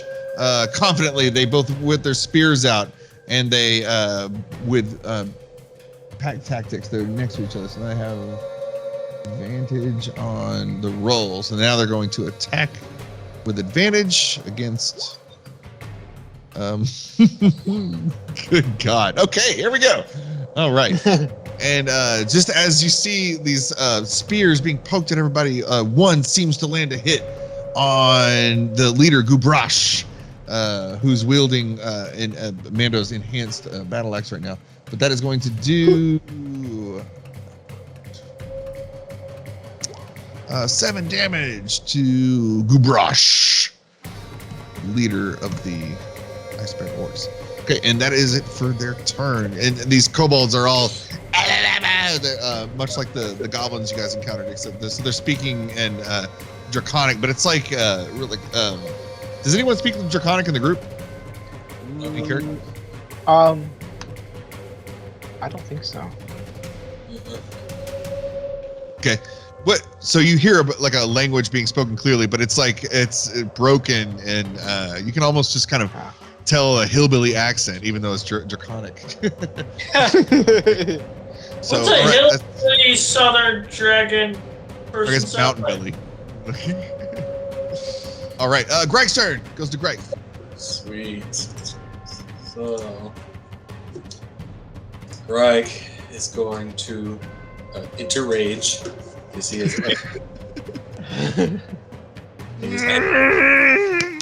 What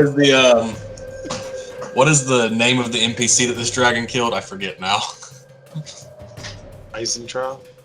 Well, no, it was the dragon killed somebody that we had helped. Oh, Ophelia. Yeah, that's and her, right. And her kid too. Yeah. Oh, yeah. Oh, Christ. Time for this thing to pay. So Gryke enters rage, and then we are going to let's see here. So jumping off. We're gonna move. 5, 10, 15. One of my lights just jumped up to 100%. I was wondering.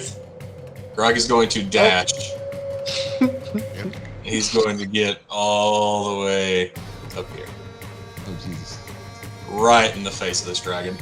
Well, so like I said, she's hovering like what, about probably 10 feet up. Yeah, I would say like her tail maybe Okay. is the lowest part, and it's kind of doing that, snake-like move while they're midair, kind of flapping, Gryke has his staff out for the meantime, and that's what Sure he does. I'll be right back. So it's fun, Christian. This is perfect timing. You're coming back to the story. I think Jobe has encountered Ophelia and her kids, because the scout, one of the two scouts that were killed in like session 1, one of them was Ophelia's husband, and she was, then the kids were orphaned, or not orphaned. They were, she was widowed and taken in by Toblin Stonehill in town and given a job, and she did well in the kitchen, cooking up meals for everybody. And recently, the guys were out, Retcon 5. They were out doing their thing, but when they came back to check into town, Isendraug had just recently attacked, and indeed Ophelia was she was killed, and her son was killed also in the attack. The only remaining member of this family is the little girl, who's not, prepubescent, like very, very young. And at the funeral, Ophelia's funeral, her mom's funeral, the Isendraug attacked again. So it was like she attacked in the night, and then the next day, terrible. Yeah, kick them while they're down. But as Toblin and his wife kind of tried to shield the girl, having, specifically, especially sensitive to the fact that she's like a orphaned and a couple ways, or a couple times. And then, but it ended up being the little girl pushed them aside and ended up being a magic user, and it was able to shield the crowd from Isendraug's icy breath. And not only that, but she compacted all the frost that the dragon unleashed into a ballistic projectile, shooting it back at the dragon and scaring it away from town for the time being. So, all right, this dragon's shitty. Yeah. Let's fuck this dragon up, dude. Yeah. All right, Gryke. That's it for Gryke. Raging. Yeah, he's on.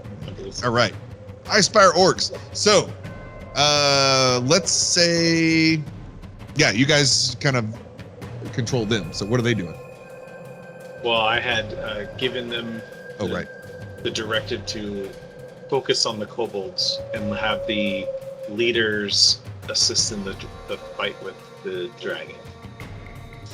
Okay, so Murgen and Gubrash both motion to their respective, or I'll move one down here just so it's even. They motion toward their a battalion. What do you call them? Their unit. Whatever. Yeah. And unit, yes, they're units, and roar, just with their weapons, kind of charge forward. Gubrash with his battle axe, and then Murgen with her claw things. So they're going to, well, I guess, yes. So here they go.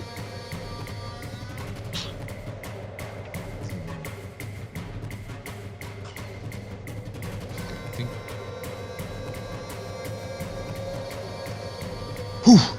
All right. 1, 2, 3, 4, 5. There are 5 orcs down here. 2 are gonna attack this one. Actually, 3 are gonna attack this one. This might not last long. And then 2 are gonna go over here. So here we go with their great axes. Not the cool ones though. And I like this. So I did this on accident earlier, but 7 of 11. You start to hear his voice, and what he's done, he's like he's warped part of the ship into speakers, and he's kind of calling the fight. So up next we have Icespire Orcs. Oh, right. They seem to commentary. And it looks like they're going to attack the kobolds. Okay, so stop broadcasting all of our moves. So that's 1 hit there. Got 1 hit over here. All right. Somehow these kobolds are just wily, and they're even with 3 great axes coming down, are able to dodge, but they do take some damage. That's going to be 9 on this guy, and then 4. Oh. Is that a good arrow or a bad arrow? No, that's a bad one. So 4. Cool.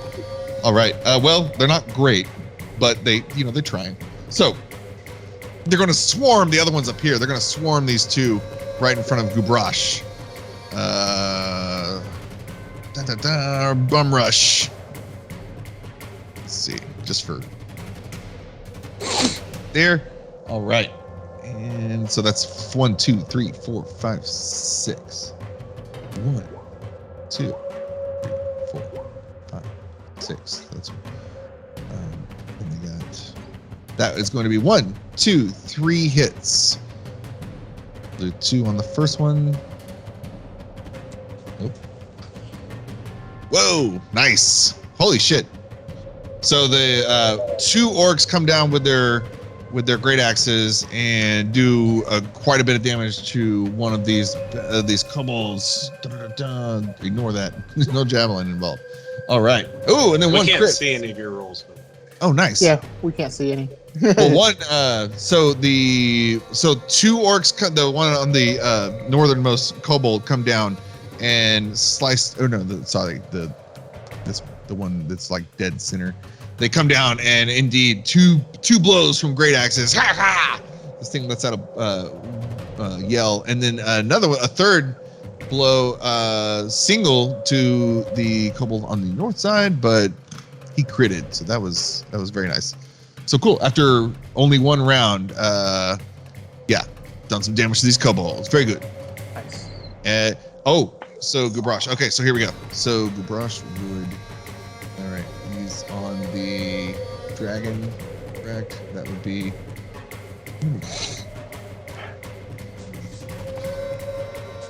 Gubrash, as he sees his first wave do a pretty decent job, is going to he crouches down just a bit, and it seems to take in a huge, like, full lungs full of breath of air, and he lets out so you guys, there's the sound of the wind on the roof. There's also the sound of the Neverweakened, which is still there. There's also 7 of 11 announcing things, but over all those sounds you hear Gubrash scream over all of it, "Defend Icespire Hold! Hold! Hold! Hold!" like echoes, and it was so loud. And you see everyone's all the orcs, it just kind of their spine, everyone straightens up just a little bit, like their posture changes a little bit, and it seems like they've been just invigorated just by his battle cry. And that's what it was. He gives out a battle cry, and every friendly creature within 30 feet now has advantage on attack rolls until the start of Warchief's next turn. So until the start of Gubrash's next turn, everybody within 30 feet, advantage on attack rolls. Nice. Okay. And Rosh, you should have done that before you sent your units in. Yeah. I forgot. Great. So, very good. And Buffed and attack. Murgen. Buffed and attack. Murgen, seeing that her unit isn't doing so well, she's gonna step in and she throws those claws and her goes full Wolverine on the kobold right in front of her for a multi-attack. That hits. Oh, and it crits. The first one crits. So with 2 hits, she hits both of them. That is going to be okay, it'll pop up for me. There we go. Thank you. Nope. That's negative 147. Sorry. And then comes out with a second, and then that was going to be 6. So total, she just did 20 damage to the kobold, and is now this kobold had started very ferocious and its energy was high, but now after just like 2 blows, it's coughing up blood and screaming in agony. Take another 6 off there. Cool. And now we're to Null. Upside down Null. Upside down, no! Oh, what comments are we getting? Inverted Null. Isn't it still Null? Yeah, divide 0 by 0, I guess, right? Null's going, sees all the craziness going on in the battle, people dropping and, orcs showing up and stuff. And he's looking up, but looking down, because he's upside down. Yeah. And then he stops being magnetized, I guess, in some fashion, and then he just drops straight down. Yeah. Starts to twirl and flip around, and he will wild shape into a direwolf. Ooh, fuck yeah. Nice. So you see, Null come down, at mid-drop, he's just transforming into this Hell yeah. robot wolf dog-looking thing. Now that's Null's action, right? Because it's not Moon Druid. Yeah, it's his whole action. The action types. I still have movement. I can do. So, Metal Direwolf. Latins. Oh shit, let me. Robot doggo. Robo dog. We'll What happened to the Boston Dynamics logo? No, that was a. Oh yeah, sorry. Oh, that I should have it then. It should Yeah, don't you still have that? they all say token. Damn it. I'm not good about naming these. It's just like Rick and Morty when it's file naming system. I'm about to go back. When's the last time you turned into a wolf? That's been a while. It's been a little. I've been a spider for a while. It was when we were in the cave, right? Fighting the necromancers. That was basically right after we met Null. Yeah. I know what the token is. I should stick in. It's yellow.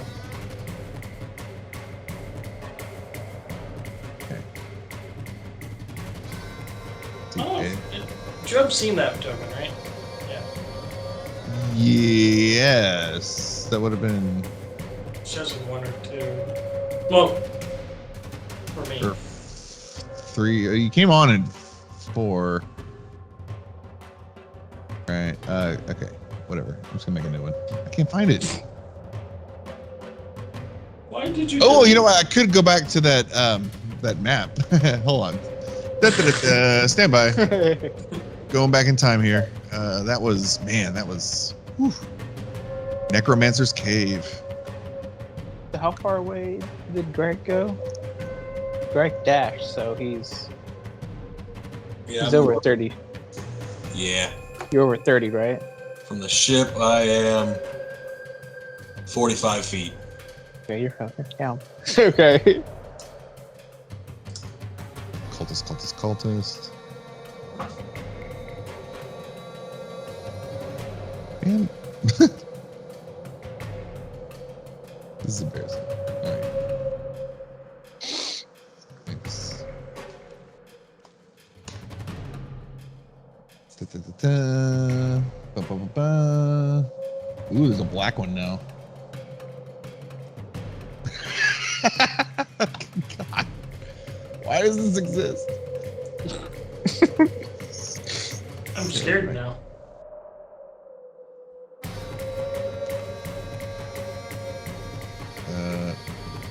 Let's show everybody on YouTube how to make stamps. There we go.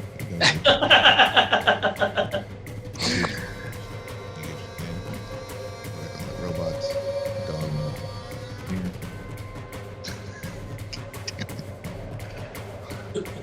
At least they gave it a better name. No, it still says token_1. That's all. That's all I'm doomed to always. Right, so we got downloads here. We're gonna go here. Get a token. There we go. Oh, okay, I can resize it.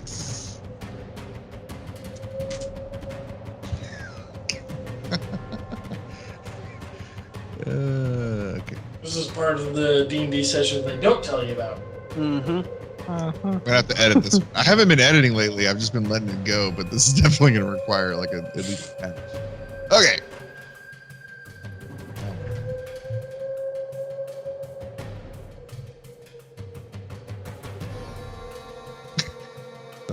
Okay. So there, robot Null with a giant cannon on its back. And then wait, no. But then this one has how many hit points for the Direwolf, 37. 37. Bam. Okay, but I'll leave Null's real token on there. So, okay. All right, and it's large, size large. So, He just drops onto his feet. you see Null, his beast shape. We're using it also like moving forward. I think we talked about it a little bit, but it's going to be essentially polymorph for Null's case, just because of the metallic transformer stuff going on. Can Null So- go Direwolf? Yeah, Direwolf. Is Direwolf CR1?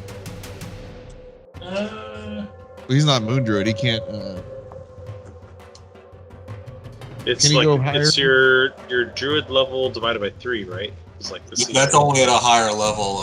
If starting outwards, if you're not a moon druid, I've got it somewhere.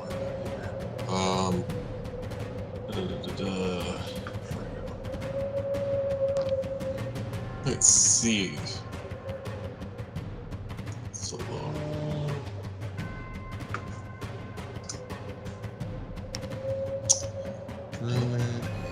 Okay.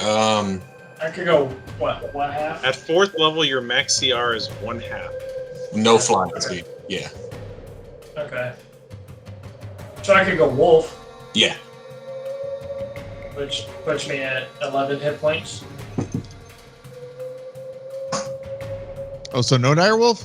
Or yes? Nope. No direwolf. Nope. Just Just wolf? wolf. Just size it back down. Wah. 11 hit points? Yeah. At 8th level, you get CR1. Mm-hmm. Well, but it's 11 hit points, but he's got the shot collar too. Oh, you're at a different level. Shit. Hold on. I wrote it down.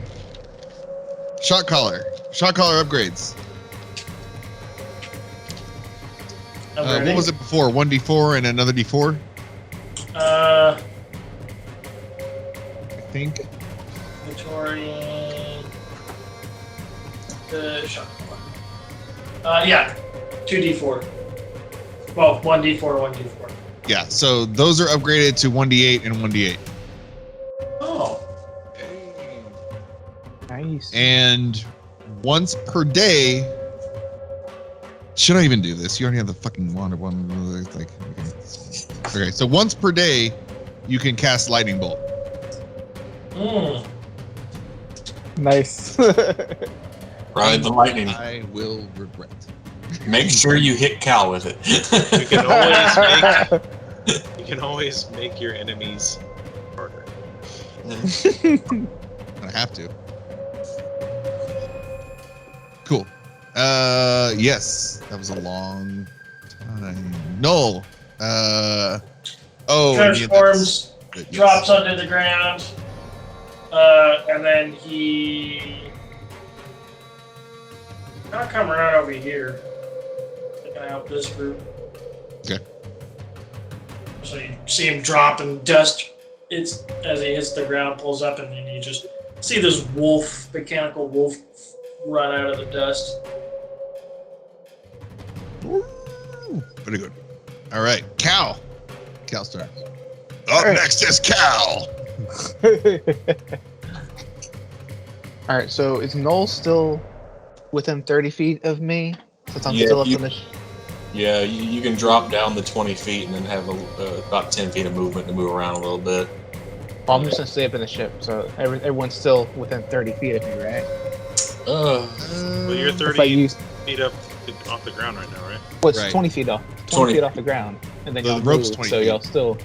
Yeah. The rope's 20 feet. That starts at the bottom of the ship. So Okay.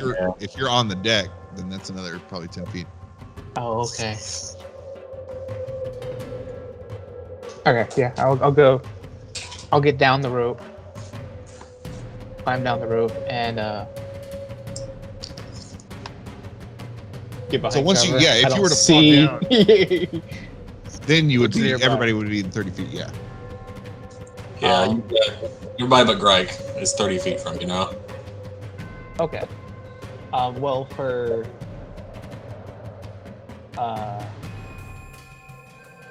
Jobe and Null and Mando, I'm gonna activate ennobling bond. Not what I wanted. There you go. It's kind of like bless, right? With, Yes. But this isn't concentration, and it lasts for 10 minutes. Fuck yeah. You just gotta be so- within like another. Yeah, when y'all are within 30 feet of each other. So I get a new attack roll. You can add D4 to attacks and to saving throws. Overpowered. Yep. Pretty good. And then bonus, I can use a bonus action, my spiritual weapon, right? Yeah. Alright, I summon a spiritual weapon, and I attack the dragon. Oh shit. Okay. 19 hit. You in range? It's 60 Yeah. feet. Yeah, he's like 40 feet from the dragon. So yeah. 19. I think. I've got a dumb idea. Perfect. Let's do it. So this is 19 hits. 19 hits. Okay. And I cast it. But I want to hear that dumb idea.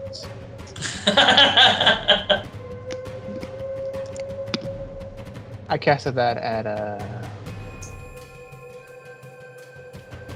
it's my normal second level, so yeah.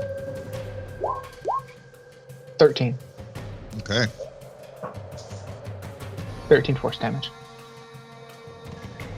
Cal's spiritual replica of his mace projects forward, blasting out toward the dragon. Doing like a tomahawk swirl spin thing. And wham! And Right. in let's the say chin. during one of its like flaps, it's sitting there flapping, and the spiritual weapon just goes straight through one of its not through, but like in between flaps, gets a good blow in its like armpit, and Isendraug like winces a little bit as she maintains her hover there. Is that it for Cal though? Yep, that's it for Cal. Let's draw. You want to draw your spiritual weapon mace out there? I got it. Already on it. Yes. Boom. Thank you guys. There we go. There it is. She takes this. So she rolled a 1 for initiative and has +0. So, Yeah, all this has happened, and she's just kind of been chilling. And then you're gonna do that. Okay, all right. And then we're gonna do this. All right. So, yes, letting out a roar after it gets pelted with that spiritual weapon. Isendraug just lets out, well, a roar. I already said roar. And then, yeah. So she is going to take flight for sure. Okay. No, I hit her. No. No, you were never close enough to like actual contact. She's too far above you. Like Oh, I thought the you'd tail be was. swinging at the bottom of her tail. So, Okay. like, no, not close enough. So, yes, she's going to take off, and I mean, she was already taking off. That was. I knew you were gonna do some shit. That's why I was ready for it. I knew you were gonna do some shit. No. I knew you were up to no good when I saw you. This dragon, seeing its helpers, its not worshippers, but kind of worshippers, being attacked by these nasty orcs that it views as food and thought it was rid of, is going to not so much protect her people as just attack and fly a little bit, flap, flap, flap. As she is, and we're imagining, so like 10 feet above ground, as she unleashes her cold breath. Bam. What? Okay, so a cold breath. She's going to unleash a 30-foot cone. Can I draw that? So. Dang it, that was the range. So yes, and then sorry, let me look up 30-foot cone. What would that look like? Definitely. Let me know if I'm in range. So this guy gets hit. Okay. I need that placer thing. Like, what's the 30-foot cone? Here we go.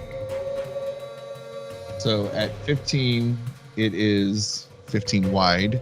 So 5, 10, 15. Yep, that's about right. And then at 30, it's 30 wide. So 5, 10, 15, 20, 25, 30. So here it would be like, yep, this.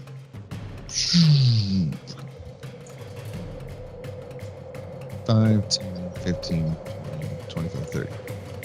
So the kobold's out of range, but this guy is. Dang, this is ugly. So I would say the kobolds out of range. Well, the kobolds, these are special. These are ice kobolds, so they're gonna be. Got hurt by old kobolds. There's accidentally dots somewhere. Cal's got an idea. All right. Okay. So- So this is what was funny in episode 2, because I rolled this and I saw that number and I was like, holy shit. I just killed fucking everybody. Literally. So, okay. Roar! This ice blast and a fury. So far, you guys have seen like almost blizzard level snow and caused some yourself with the Neverweakened stirring up all this snow, but nothing like this. Like just the sheer force and the speed at which this storm of frost exits this fucking dragon, and everything's gonna have to make a con save. So here we go. So Mando, as a reaction, is going to cast. Oh, nice. Absorb Element. Yeah. Checkmate, bitch. Yeah, take that. I'm only gonna take half damage. I still need rolls.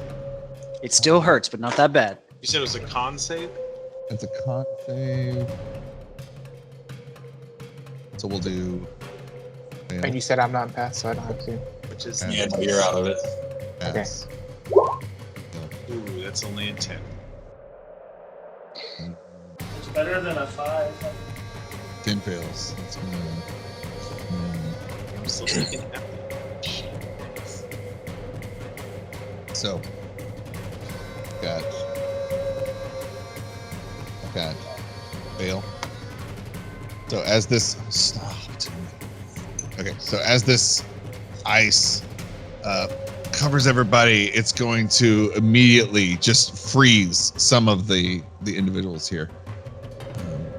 They don't even have a chance to like scream out. They just immediately, like day after tomorrow. Oh, Stepping great. out of the helicopter, and they take a breath in and dead. Dun, dun, dun. How much damage was it? So that is 45 cold damage. 45 halved Yes. is what, 22? Two. I gotta roll for these kobolds. So he caught 2 dragon shield kobolds there. It's gonna be boom. One pass succeeds, and the other, unfortunately. Boom, boom. Gubrash, the strongest of the group. There we go. Yes, Daniel. Oh, they scream. So dumb. Okay. Oh, that movie. Okay. And then, yes. War Chief. Concept, come on, War Chief. He should be good. He passes. So. Oh, dang. And then, yes, 45 damage if they take full, and then taking half as much on a failed save. So let me relook at that, because even the one save. on a successful save.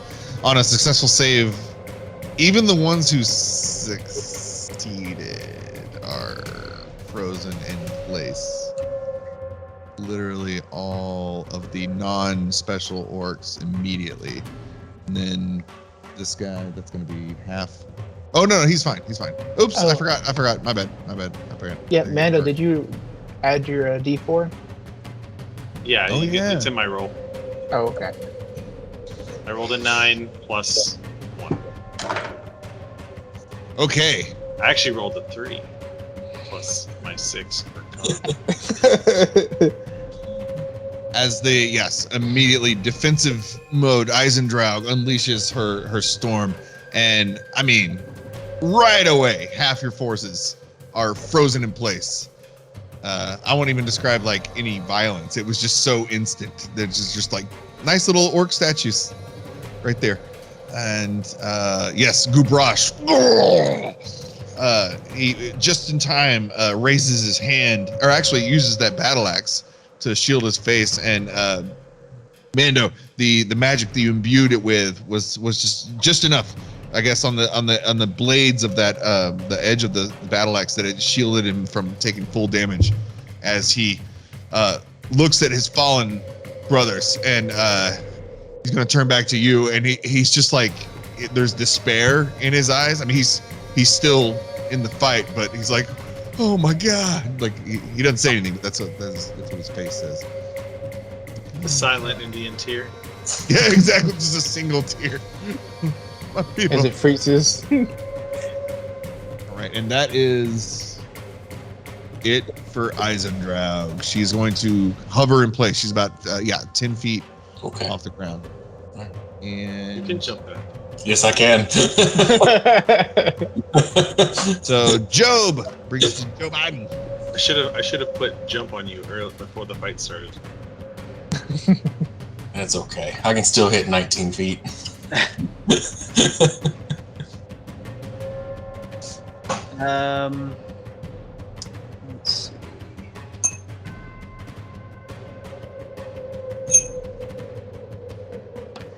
I'm gonna try to take a shot.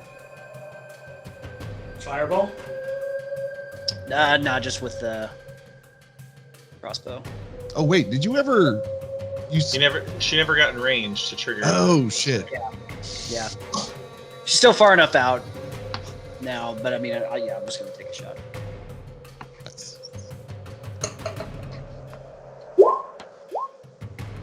14 misses. Yeah. The flurry, all the chaos coming out. It's just it's tough to get an aim as you're fighting the precipitation. way. Did we get advantage for something? We got advantage from the war cry, yeah, but that would cancel out the disadvantage of your long range. Yeah. Okay. Did you roll your D4 for your attack roll? Oh yeah, yeah. you're Oh. roll a d4. Yeah, roll a D4. See what you get. Get lucky. Come on. A No. lot of hope that did. 15. A lot of hope that did. Sick. 15 misses. But I'll say, like, if you, so your saved action, I'm going to say go ahead and, like, use that. You said if you were going to hold it until she gets to within range, but, like, you know, let's just call this range then, if you want. Okay. Bringing us to your, like, real turn. There she be. There we go. Yahtzee. See, yeah. So that one hits. Nice. She doesn't seem to notice it, but it hits. I remain hidden. Right. Fuck yeah. Job staying hidden? Yep. And is he mechanically hidden? Yes. Okay. Cool. Mando! All right, Mando is going to run. Before I end, as a bonus action, can I give Bardic Inspiration to Mando? Hell yeah. If I try and climb this wall here, how high up is this little turret? Oh. Or is that just like inside the building?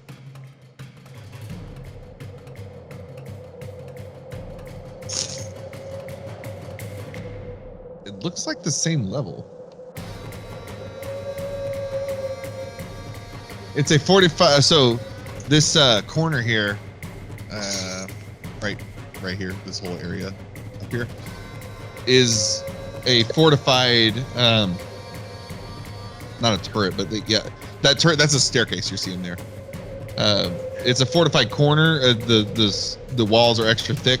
The entrance is a broken door here that would lead from where you guys are into this area here. And yeah, I guess they are. It doesn't say it's higher up, like elevation. I think it's the same level. It's like just inside versus outside. Right? That's what I'm getting. Because like Yeah. these look like arrow slits to fire out of. Mhm.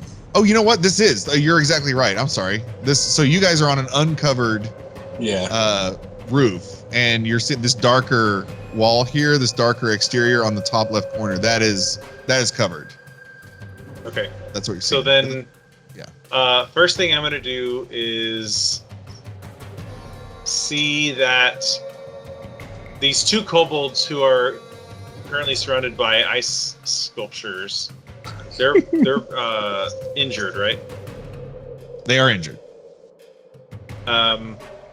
So I'm going to pull out I'm going to shoot my wrist out and then cock back one of my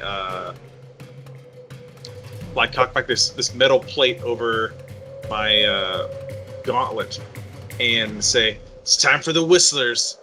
And Shit. you see like these three little things are going to shoot out, kind of homing on these two kobolds here. And I'm going to do one on the really injured one and two on the less injured ones. Okay. They're 1 point difference, but yeah, the northernmost would be the most injured technically. Okay, so I'm casting Scorching Ray. Oh, sorry, I need to send that to it. Did that send it? Yeah, I see it. Okay, so 23 to hit? Yeah, that hits. 23 to hit on the first one for 10 fire damage. Okay. 18 to hit on the second one. 18 hits. And that last one's a For 10 damage on the second one? It's 10 damage on the second one, Yes. Third one misses. But- that misses. On the first one, because I've casted with my Arcane Fire, 8 damage to it. Well, a D8. So 15 Five. damage to the first one and 10 damage on the second. Yeah. So I casted 2 on one and 1 on the other. So that it should be a total of 25 damage to one of them. Yes. And then the other one's got it missed. Yeah, the one closest to you, definitely. They hanging on by a thread there. In fact, these scorching rays come down, and you can tell the not mechanically but thematically, these kobolds are extra sensitive to the fire. Boom, boom, it's coming down, and indeed, even the one closest to you, it hits so hard that it knocks off. It was already hanging on, but it knocks off his arm. So it's just like hanging by the tendons and shit over there, all singed. He's freaking out. Definitely, they're past bloody blood. But yeah. Okay. And so that was my action. And goes back to the kobolds. So I'm see if I have a bonus action. Okay. Come on, kobolds. I don't. Okay, so then I'll just move, and I will skirt around the corner over here, see if I can get out of line of sight of the dragon. That would be, yeah, right there. And ain't that it for Mando? That'll be it. The kobold sorcerers again start developing their energy balls Kamehameha style, and they're going to actually the southernmost one just saw Mando attack the dragon, so she's going to aim at Mando with her chromatic ball. Jesus. She's gonna miss is what's gonna happen, and she's going to miss Mando. Mando, you see a chromatic ball, a sphere of rainbow energy flying toward you, but just as you hop behind the wall there, it flies past you, going over the edge of the hold, and the second one is also going to fire, but this time at Gubrash, the leader. Come on, man. Hey, is that it? All right. Hey, we got one. So what is this, fourth attempt at a little Kamehameha finally hits. Oh shit. What's up? Striking Gubrash, the leader of the orcs, and it was a good blow. But Gubrash is not looking great now. He's almost. That's it for them. For dragon shields, the remaining kobolds standing, again, like you said, just surrounded by the ice sculptures now, are going to try to free themselves out. Yeah, they'll kind of step between. They can do that, right? They can go through just on their turn as long as they don't end their turn there. So they're going to swarm Gubrash, seeing him just take a hit from the sorcerers. They get advantage, so they're doing. They're going to attack Gubrash. And okay, so one of those is going to hit. Bam. Not doing a ton of damage there. And the other was Murgen and no, they're gonna attack the orcs. Come on. Who are we kidding? So miss and miss. They just miss. This is their thing. So spears. Null, you see these guys come at you, and he's kind of wildly just throwing swinging his spear, like kind of like a sword, but it obviously doesn't. He's not very effective. And the one to your right also kind of does the same thing. He's just swinging around blindly, and they suck. And now it's Gryke's turn. Excellent.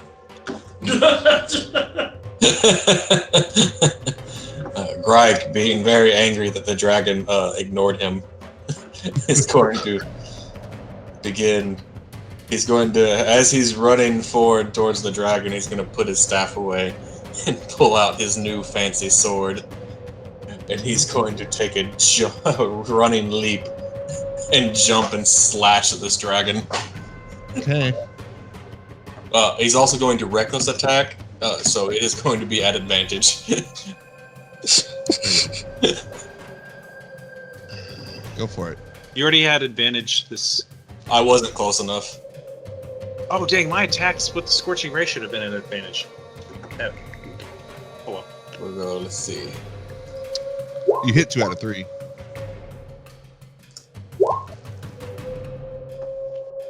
That's So, 14 to hit and 15 to hit. It's a 15. Let me go. Yeah. So that'd be a 15, unfortunately. Haha! Gryke in all his hubris. Taking- That's a plus. So 17. That's a 17. to 17 hits. Oh hell yes. So you're describing. So you missed the first one and hit and land the second one. How's that? What does that look like though? Well, it's just one attack. It's because it's the reckless attack, so he gets the better of 2. I get the advantage off of reckless attack. So Gryke's angry. Oh my bad. And he runs and just jumps up above out of this dragon. And as he's coming down with the sword, I'm guessing he's aiming for probably the wing or something, but the dragon shifts a bit and he gets it right in the meat of the leg. I would say the leg underbelly as he's then coming back down to land. So that will be, oh boy, and this is the special sword. So that's first we've got, so that's 18 damage there plus this. Plus, so that's 11, so it's 29 damage. Whew. From the sword Shit. hitting this dragon. Nice. Yes. So this is the first blow that's gotten his attention. Everything else could be just chalked up to detritus. It might have even blown it up by its own, wing flaps. But yeah, Gryke using the great sword, the Dragon Slayer great sword, coming down, takes its first hunk of flesh out of the white dragon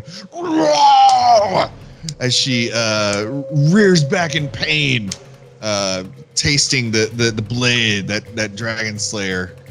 Yeah, fuck yeah, cool. As Gryke lands, he looks back up at the dragon's underbelly. He's like, "Eyes on me." Nice. He didn't like that his orc friends got murked. All right, you definitely got our attention. Great. Orcs, Icespire Orcs. So the ones that are left. We'll do Gubrash first. Beat these freaking kobolds at his feet. Going to attack. That's gonna miss. Does he get multi-attack? Yes. And 22 hits. It's gonna hit one of them. And for 7 damage. Got this one. Boom. Nice. Is he Mando, the yeah, yeah, it hits. It hits. At the end of his current turn, he got advantage. Oh, okay. Jesus. Terrible though. Why? It's like statistically impossible how bad I'm rolling. Okay. Cool. Nothing happens, and Gubrash takes down one of them to near. I mean, barely hanging on. The kobold that is farthest from you, Mando, it's can't even hold its own weapon. It's literally like staggering right now. And that is for Gubrash. The Murgen is going to take another swing at these bad guys down here. Multi-attack. Boom, boom, boom, boom. Both hit. Hell yeah. On this. So she might. Almost. Murgen down there, slash going full Wolverine on the southernmost kobold, also doing a shit ton of damage, or at least completing a lot of damage. So several of these are hanging on by a thread, and these 2 regular orcs are also gonna do stuff, swinging with their great axes. Oh shit! See, how are these like grunts rolling so well? So both hit, And okay, so yes, Murgen's unit has backed into a corner this southernmost kobold dragon shield, and just strike after strike, they're able to, and like boom, boom, boom. Murgen seals the deal by landing her great axe and cleaving this kobold's head in twain as she revels in the moment. And that, and then these other orcs. There's so many orcs going to attack that guy. Holy shit! They all hit. So we're gonna. I'll just call it. I don't have to roll. So I'll call it. These 3 Null that you're next to. Actually, I'd go ahead and roll because that might not do it. 2, 3. 28 for over. Just kidding. That's literally exactly how many HP. So took it to there. Because I was gonna be like, oh no, she'll get a hit too. So it's a 0. Okay, so they hit this guy, and kobolds down, at least down here. Null. Now it's Null's turn.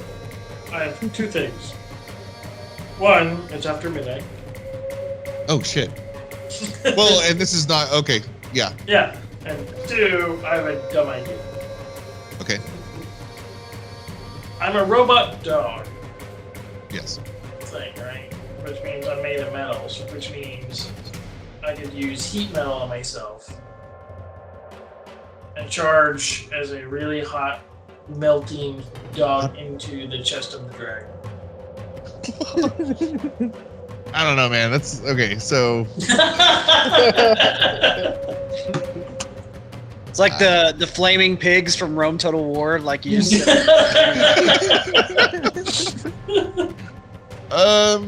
if you want to, yeah. So, but it'll be like a if you're attacking as hot dog, then Wouldn't the heat metal hurt you? Like, Yeah, you keep yourself? Yeah. That's it's a suicide mission as the dog basically. So I go in and see how much damage I can do, and I just fall back into. And Like- unfortunately, you can't cast spells as wild shaped. No. That's there true. you go. That's true. Oh. Until like 18th level or something. Yeah, so you can't cast it. So. Oh, okay. I don't Well, think that we'll get just that defeats the cool idea. So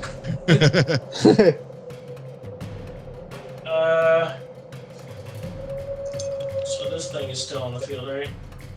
Whatever. There's still sorcerers and the 2 kobolds that are attacking. All that too, or You got 2 kobold dragon shields and 2 kobold sorcerers And the dragon. and dragon. and the dragon. And these are the sorcerers here, or the Yes. Okay. So.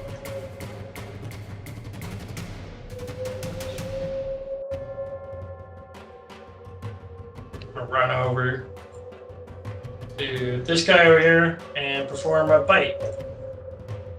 Nice. 18 to bite. That hits for sure. And then that's roll 10. your Your D8. Is it a single attack for Wolf? Yeah, that's the only action you can take. And then mucous membrane, so that's going to be lightning damage. Yeah.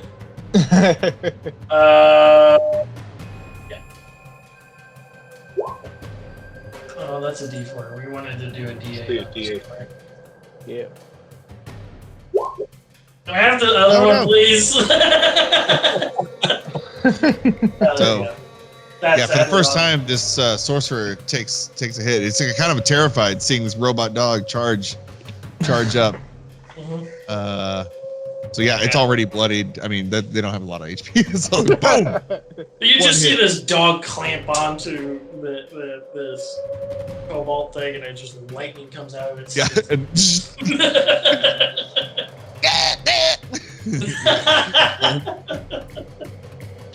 all right. We'll do Cal, and then I think after Cal's turn, I think we'll call it. And this is gonna keep going. So, all right, Cal. All right. So I gotta real quick. Is the brazier that you gave, is that already lit or do I have to light it? Yeah, light it. The brazier of commanding fire elementals. I should look that up. Wait, we got fire elementals now? Holy crap.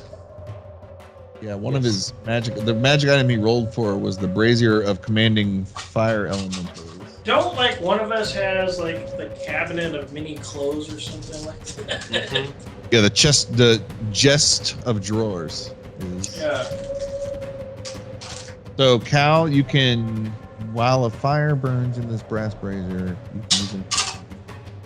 Yeah, because this one this says while fire burns. So do I have to light it or is a fire already lit? I mean, how big is the brazier? It only weighs 5 pounds. Oh, it weighs 5 pounds, so it's pretty small on your Pretty person. small. I mean, yeah, I wouldn't think you would jump out and rappel down, the ropes with like a lit brazier. As he's going down, he's lighting. Says you. Yeah. Sounds dangerous. OSHA would be all over this. I don't know. All right. You have a harness. So then my next question would be, can I use Sacred Flame to light it? Yes. Use a cantrip to light it? Okay. Yes. Well, okay. So I'm going to use a cantrip to light it. Nice. And I'll summon a fire elemental. Yeah. So as you, we won't attack this round, but I'll let you summon it, and then it'll be there for next time.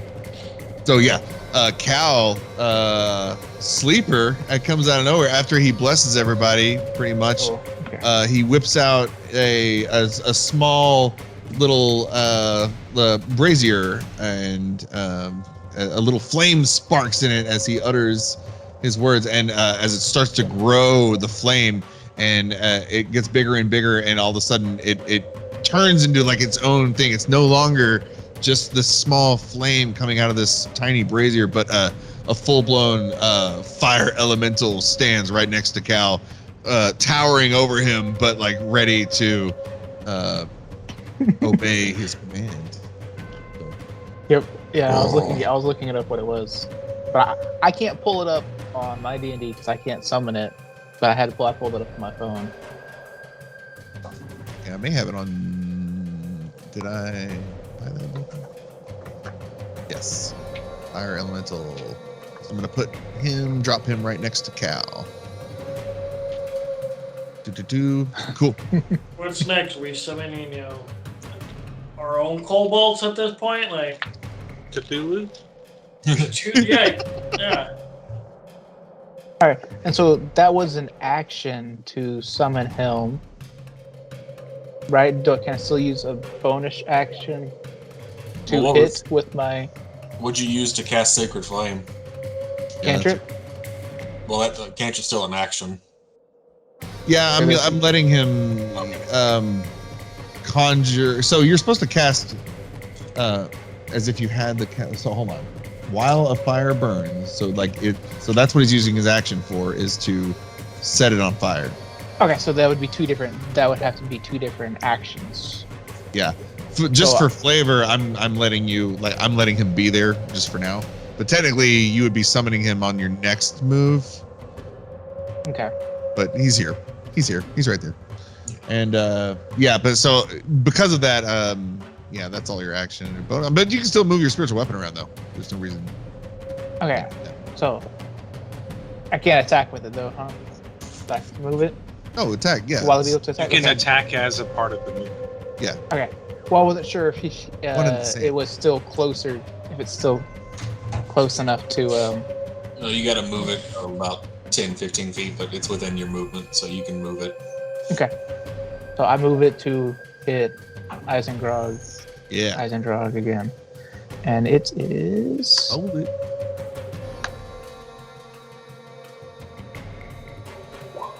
Bam! 22 hits. Smart.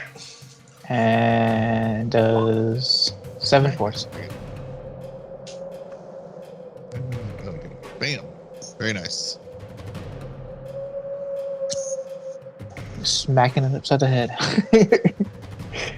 And it does hit, and there is that. Okay, very good. That's it for Cal, right? So the next turn is Isendraug, but we're gonna call it there. We'll call it there. All right. And pick back up in the heat of battle. Next year.